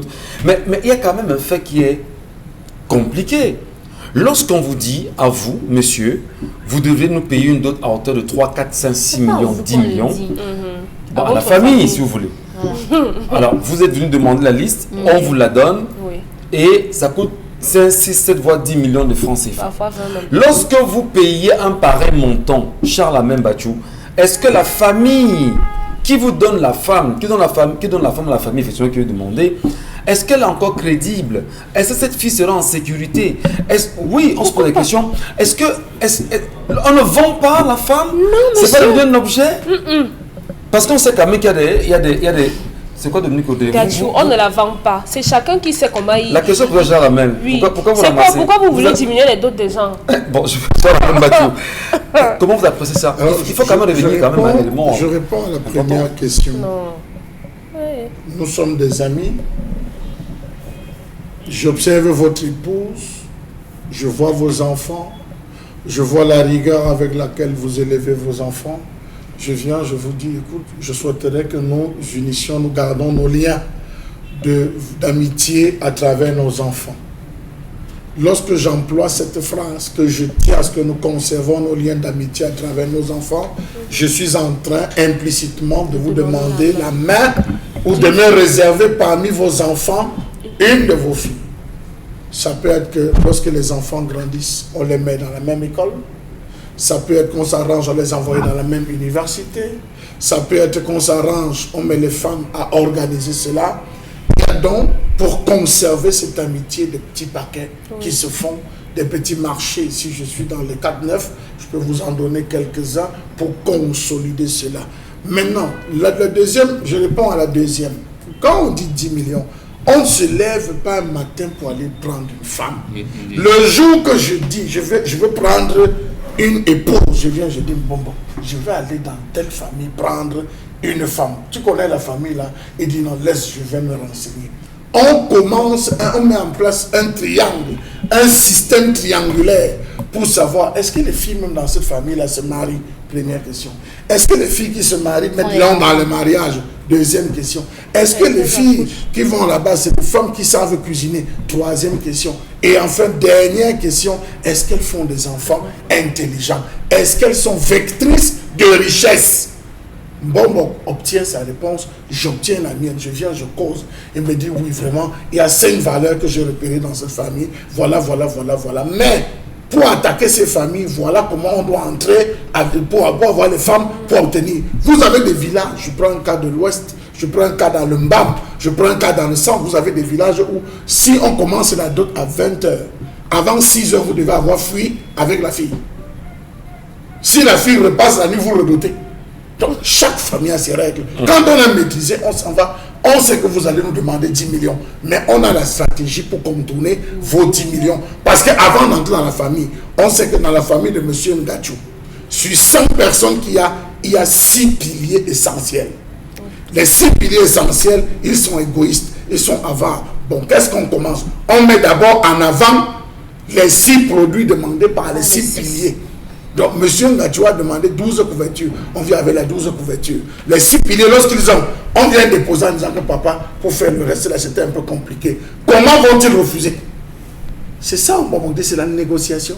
Voilà. Vous draguez les plus forts. Vous êtes quand même conscient. Pour qu'ils appuient les plus Vous êtes quand même conscient qu'on est arrivé à certaines dotes au Cameroun. Je le dis parce que je sais. On vous dit, c'est insuffisant. Il manque Mais le c'est- voilier. Ça a toujours été Oui, insuffisant. mais c'est insuffisant. Ça a La toujours Et à un moment donné, il y a même de colère. Monsieur Il y a Michel, même de colère derrière. Michel, Oui, est-ce qu'on peut avoir malade? Monsieur Michel, Oui, voilà, le temps qu'on prend, que les parents prennent pour trouver une femme, est plus long que le temps que les jeunes aujourd'hui trouvent leur femme. Les gars, un monsieur trouve sa femme sur Facebook, en 6 mois, ils sont mariés. Un gars trouve sa fille en boîte, en 2 semaines, ils sont mariés. Mais les parents prennent le temps. Et vous allez vous rendre compte que depuis que les hommes ont décidé d'épouser des femmes, il y a trop de divorces. Laissez les parents choisir, continuez choisir vos femmes. Dans Merci. les législations Merci. précédentes, on avait des députés sommeil, tapeurs de main et champions des bruits inutiles. Aujourd'hui, nous avons une nouvelle génération de députés, les champions en photo, en buzz. Voilà, en somme, ce qui est l'Assemblée nationale du 237. Camus Tchenchu qui écrit. Les députés se sont ajoutés dans cette grande mangeoire, donc ce sont de spéculer inutilement. Ils ont raison. La majorité obèse ne favorise pas une protestation. La question que les députés devraient poser, et là je parle sur le contrôle de Mbok, vous nous présentez un budget que nous devons adopter à hauteur de 6 000 milliards. Nous allons prendre les fonds où, lorsque l'État est suffisamment endetté. Cette question, il ne la pose jamais. C'est la raison pour laquelle tous, députés y compris, sont surpris de l'endettement du Cameroun. Pourquoi les journalistes qui vont poser des questions aux sorties de ces audiences ne leur posent pas ces questions-là pour qu'ils puissent avoir des réponses et les restituer au peuple camerounais?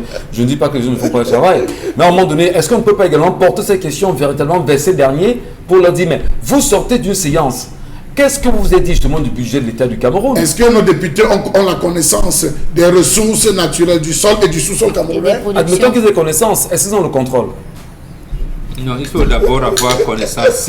C'est le gouvernement qui est le bras armé de l'État. Donc le gouvernement doit apporter les solutions aux problèmes que les populations trouvent, les citoyens et tous ceux qui vivent dans ce pays.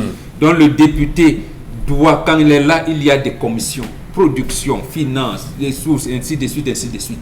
Il demande au ministère des Mines, de l'eau et tout ce que vous voulez, donnez-moi la carte minière du Cameroun pour pouvoir apprécier. On va lui donner cette carte minière.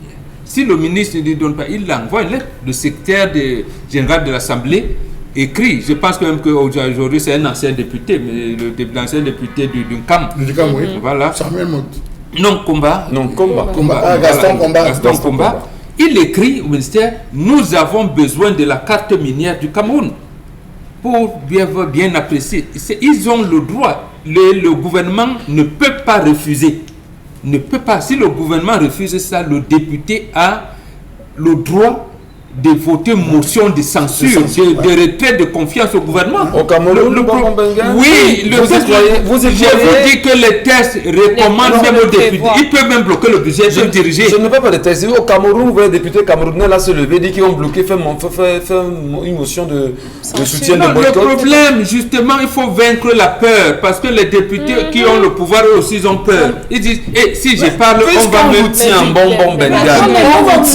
C'est même pas qu'ils vont passer. Eux, ils veulent servir le parti et pas comment est-ce qu'on vous tient nation. bonbon? On vous prend, on a fait le choix justement sur vous, on a jeté au début sur vous parce que vous êtes un bon candidat pour X, Y. Quand on vous récupère, on connaît vos dossiers en réalité. C'est sous la main. Tous les députés qui sont là n'ont pas de dossiers. Non, on connaît vos dossiers. Lorsque vous montez, on vous dit, vous levez la tête effectivement, on prend un dossier, on balance à une certaine presse. Bon, mais ceux qui n'ont pas de dossiers alors? Vous courez.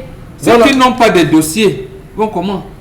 Si vous n'avez pas de dossier, vous osez, vous dites c'est le peuple qui m'a envoyé. D'abord, vous avez une immunité qu'on ne peut pas lever n'importe comment. Ils sont d'abord ces députés, pourquoi on les connaît même pas? Ils sont en 80, non mais attendez. Ils sont qu'en 80. Comment on est 180 députés à l'Assemblée nationale, on en connaît quelques-uns. Où sont passés? Non, vous connaissez parce que vous êtes sur Internet et vous suivez la toile. Les députés que vous connaissez sont ceux qui sont aussi sur les plateaux TV. Il y a les députés qui sont dans des zones rurales et autres qui ne parlent jamais, qui ne font jamais de sortie. Même à l'Assemblée nationale, c'est pas eux souvent qu'on interviewe généralement. Et pourtant, c'est eux qui sont nombreux. Et c'est là où le parti au pouvoir vous dit que nous, on est représentés partout, même dans les tréfonds de tous les villages du Cameroun. Ça fait que quand les députés qui viennent de ces localités-là arrivent à l'Assemblée nationale, leur travail c'est faire quoi? Enregistrer et rentrer. Les textes de la République disent tout mandat impératif est nul. Quand vous êtes élu député au conseil municipal, même si votre parti vous exclut, vous allez terminer votre mandat. Donc le député a toutes les garanties. Il sait que j'ai 5 ans. La discipline du parti m'a recommandé ça, même les populations ont ceci. Il a sa clause de conscience. Il dit, je me penche du côté de la population. Le parti peut m'exclure. Ça veut dire que je n'aurai même plus l'investiture à la fin de mon mandat. Mais je vais rester mon nom. Mon nom doit être inscrit en lettres d'or. Je vais m'inscrire sur ce chemin. Et il fait ce que les textes de la République lui recommandent et ce que les populations lui disent. Donc le problème c'est quoi? C'est que quand ils deviennent un homme d'affaires, il y en a un qui a répondu, nous a répondu, Chalamel et moi. Lorsqu'un sous-préfet a assassiné sa copine à Kribi, il dit, pardon, laissez-moi tranquille. On ne connaît pas l'administration camerounaise. Tu peux voir le sous-préfet là rebondir à Douala comme préfet. Et je vais faire comment avec mes affaires. Donc, vous voyez, quand un député réfléchit comme ça, qu'est-ce que vous attendez de lui? Il a été député donc, pour protéger nous, ses affaires. nous comptons donc sur les 2 ou 3 députés, j'allais dire qui sont fous, qui peuvent se dire, bêta, je termine mon mandat, même si je ne suis plus élu. Voilà. Moi, bon, non, il y en a eu par le passé, sous le parti unique, même les derniers Kamga et tout, il y en a eu beaucoup, les derniers Kemayou. On a eu le frère de Francis Bébé, il était docteur Bébé Yidi. Ils ont laissé des plans dans l'Assemblée. Si vous faites le tour là-bas, seulement comme le pays est comme il est, on ne veut pas faire ressortir les propositions de ces députés-là. C'est tout. Docteur Bébé Yidi et autres. Merci Mbombo Mbengan, merci à vous, mesdames et messieurs, de nous rester présents, mais surtout fidèles pour ce début de semaine. Et 10-12 au Zénith, dans un instant, vous permettra quand même d'avoir une idée sur quelques sujets qui ont fait le tour de la toile, et on en reparlera quand même, étant donné que c'est important. On va quand même, avant de revenir là-dessus, se poser des questions évidentes sur, on va dire, la sortie du ministre de la Santé publique concernant son plaidoirie sur le vaccin du cancer du col de l'utérus. Il encourage, alors que le clergé camerounais dénonce. Finalement, qu'est-ce qu'on fera de nos enfants qui ont entre 9 ans et 12 ans? Les parents donneront-ils leur accord quand on sait en même temps que même le chef de l'État s'est dit qu'il serait important de sursoir à ce projet et que les parents qui veulent bien le faire le fassent? Est-ce que les Camerounais aujourd'hui seraient devenus des cobayes? Est-ce que les Camerounais en même temps prennent conscience de ce qui se passe? Ou est-ce qu'on doit finalement poser la tête?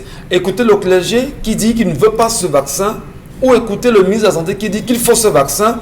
Le Camerounais lui fait quoi? Il est où là-dedans finalement? Mais il faut se poser la question, Michel Ngachou. Si ce qui était obligatoire devient aléatoire, il y a de quoi le problème se pose au niveau de la qualité de ce qu'on veut vous faire. Parce que au départ, lorsque l'annonce est arrivée concernant notamment le vaccin contre le cancer du col de l'utérus, on nous a dit que c'était obligatoire. C'était 500 000 jeunes filles qui devaient être vaccinées, âgées de 9 à 13 ans. Sauf que après toutes les critiques qui sont venues ça et là, d'abord des populations elles-mêmes qui disaient qu'elles ne peuvent pas admettre ça avec des explications qu'on pouvait avoir sur le plateau, peut-être avec Mbombo et Charles Amel, qui vous disent que dans l'histoire, le genre de vaccin-ci a déjà endommagé plusieurs vies et a empêché la fertilité de plusieurs femmes. Maintenant, en dehors de ça, il y a eu que le clergé s'est levé pour dire que, on a notamment Obala Inkonsamba qui se lève pour dire que non, dans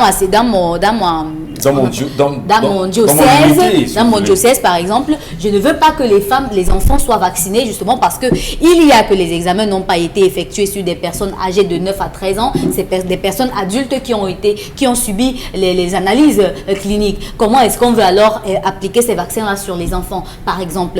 Donc, tout cela concourt à ce qu'on peut se poser la question de l'efficacité même de ce vaccin, finalement. Et vous voyez même le document du ministre, le communiqué du ministre qui disait que ce n'était pas obligatoire et que les parents, ça devait être nécessiter une autorisation. Ça fait que finalement, on se pose la question. Ça veut dire que soit le vaccin n'est pas bon, soit la communication n'a pas été bien faite. Non seulement vous le savez, mais qui est ce ministre qui a été chassé justement aux obsèques de la sœur aînée du président de la République, Paul Biya? Qui est ce ministre qui a voulu justement s'y mettre et qui a voulu absolument aller y faire un peu de matuvisme. On va justement le matuvuisme. Merci beaucoup. Dans le matuvuisme, c'est un néologisme en même temps créé. Non, c'est un néologisme. Qui est dans ce ministre en même temps? Qu'est-ce qu'il comptait faire? Ça fait le tour de la toile aujourd'hui. Quelle était son intention? Et il faut bien sûr rappeler que le protocole a demandé à ce que personne ne rentre dans ces obsèques s'il n'était pas également, s'il ne faisait pas partie de la famille. C'était important. Mais le ministre quand même s'est dit, je vais y aller, et il a été refoulé. Nous avons connu une période où un ministre même est arrivé au deuil, il a pleuré plus que tous les membres de la famille. Il avait pleuré à chaudes larmes, M. Michel Ngachou.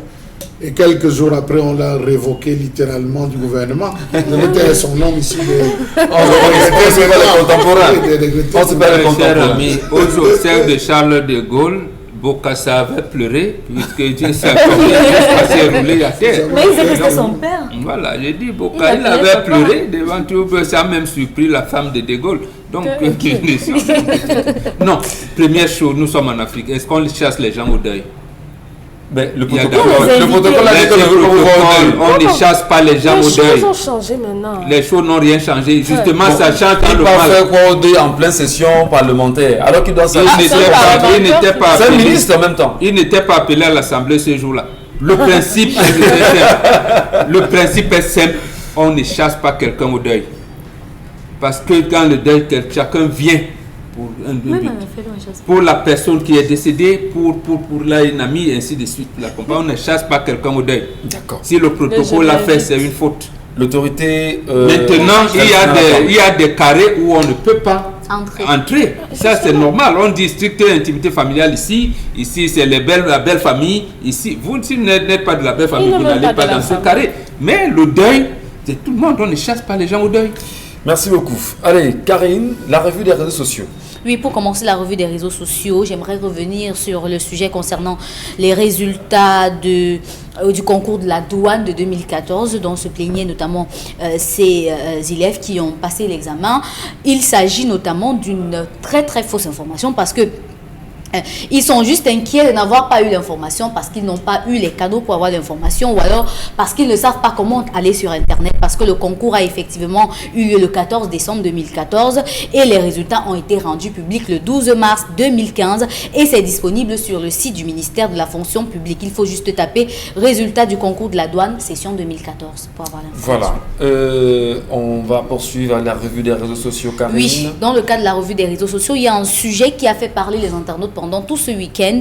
Un Camerounais, le décès d'un Camerounais à l'hôpital général de Douala qui a poussé ses proches et les internautes à partager une vidéo de lui le jour même de l'accident qui a finalement conduit à son décès. Et dans la vidéo, vous allez voir cet homme-là sur une moto à 4 roues en train de rouler. Il n'avait pas de casque, il avait un chapeau, je pense c'est un chapeau sud-africain, si je ne me trompe. Et il roulait à Bonanjo. Après, il s'est renversé, littéralement, il s'est renversé, oui. La moto s'est retournée et c'est comme ça qu'il a été conduit à l'hôpital de la garnison militaire et finalement la situation s'est empirée et il s'est retrouvé à l'hôpital général où il a finalement rendu l'âme.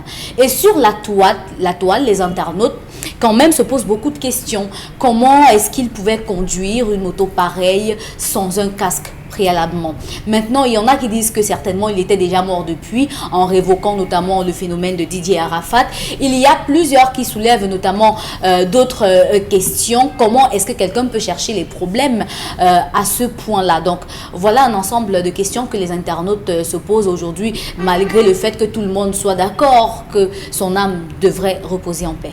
Merci Karine pour ce sujet ce matin. Autre chose pour nous? Peut-être non. Attendez. Il y a quand même certains morts qu'on demande l'emprisonnement. Hein. À qui? Oui, oui, parce qu'on vous dit non, tous les morts ne sont pas les ancêtres, parce qu'il faut faire le distinguo. C'est vous qui avez apporté l'expression ici, matuvisme.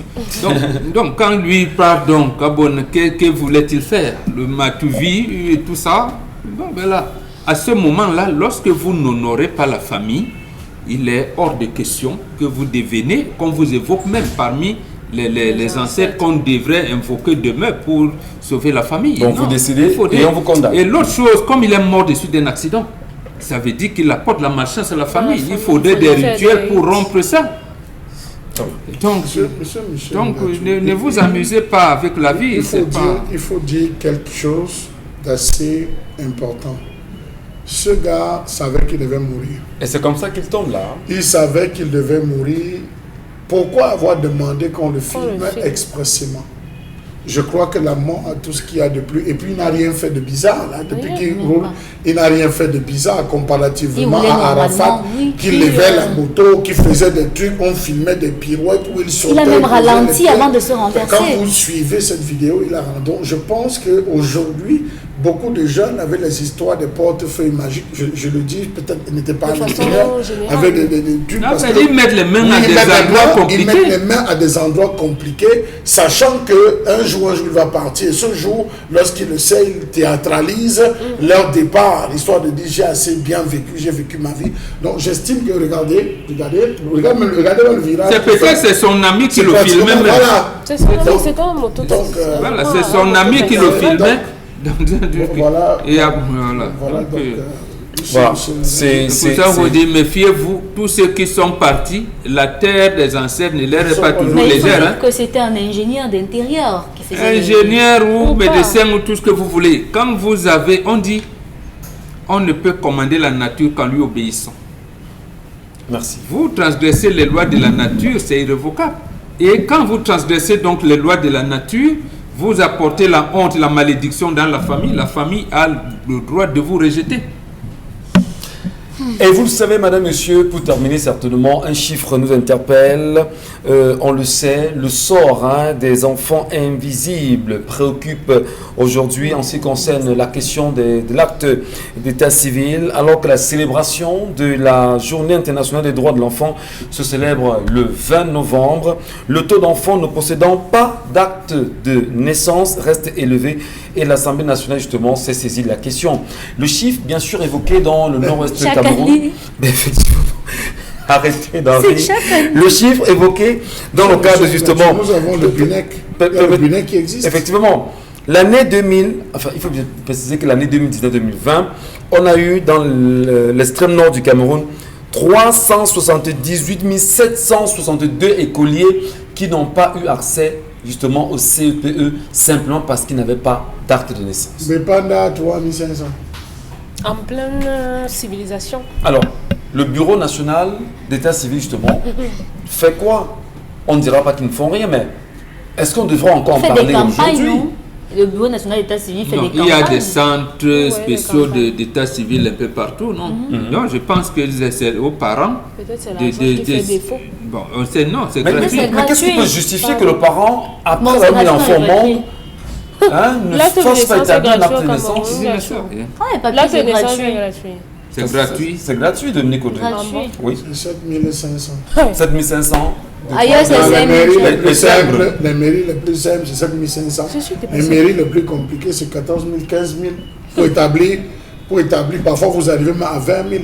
Mais Et il y a dans des les 20 000, on vous met le fait que vous êtes un nouveau papa arrosé. Il y a des mairies. pas gratuit. Je me souviens qu'à Douala 3e et Douala 2e, si je ne me souviens pas, il y a des campagnes qui lancent souvent pour que les parents viennent massivement Des foires faire foraines. des actes de Les naissance audiences pour les foraines. enfants. Les audiences Voilà. foraines. Ils viennent pour que les parents viennent massivement. Est-ce que ça n'a réussi pas à résoudre le ça, problème? c'est tout à Est-ce qu'on fait. le fait à l'extrême nord? On devrait le. Il y a les magistrats là-bas. non? Mais c'est quand même, mais le chiffre Bah, est quand même sauf que le fort. chiffre de 378 762 Ça, c'est une région. Hein. Oh, mais 300 On est en train de 000 parler ici d'un enfants. quartier, On parle Bepanda. de Bepanda. Et c'est dans l'arrondissement Donc, de si Douala c'est pas à 5e. 3500, il y a combien de quartiers à Douala? Il faut poser des À questions. Douala 5e déjà. C'est très grave. Voilà, c'est aussi Donc grave. peut-être c'est l'occasion pour qu'on multiplie les campagnes. Justement, quand on entre dans les tréfonds des quartiers, Qu'on on les ne reste envoie pas même juste dans là. les hôpitaux, puisque les enfants sortent des hôpitaux. Non, des cliniques. en principe, cela devait, lorsque vous faites la déclaration de naissance à naissance. l'hôpital devrait se charger de manière Directement. diligente.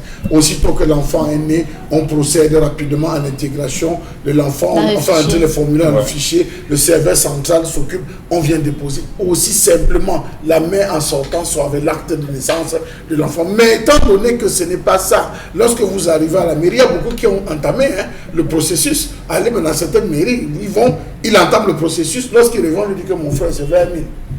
Il dit, je n'ai pas 20 000. On dit que tu n'as pas 20 000, tu laisses. Comme ils sont là, ils ne reviennent plus. Sauf qu'il est obligé. Parfois, de vous donner arrivez, c'est les un témoins. enfant. Pourquoi tu as fait venir? Donc, il y a des complications. On pensait que la mise sur pied du BUNEC devait régler un ensemble de problèmes. Mais malheureusement, vous savez, quelque chose qu'on vous donne par compensation, ouais, parce que le coordonnateur du BUNEC est en même temps coordonnateur du DDR. Oui, c'est le même, c'est Fayengo Francis, c'est le même. Il y a les deux endroits. D'accord.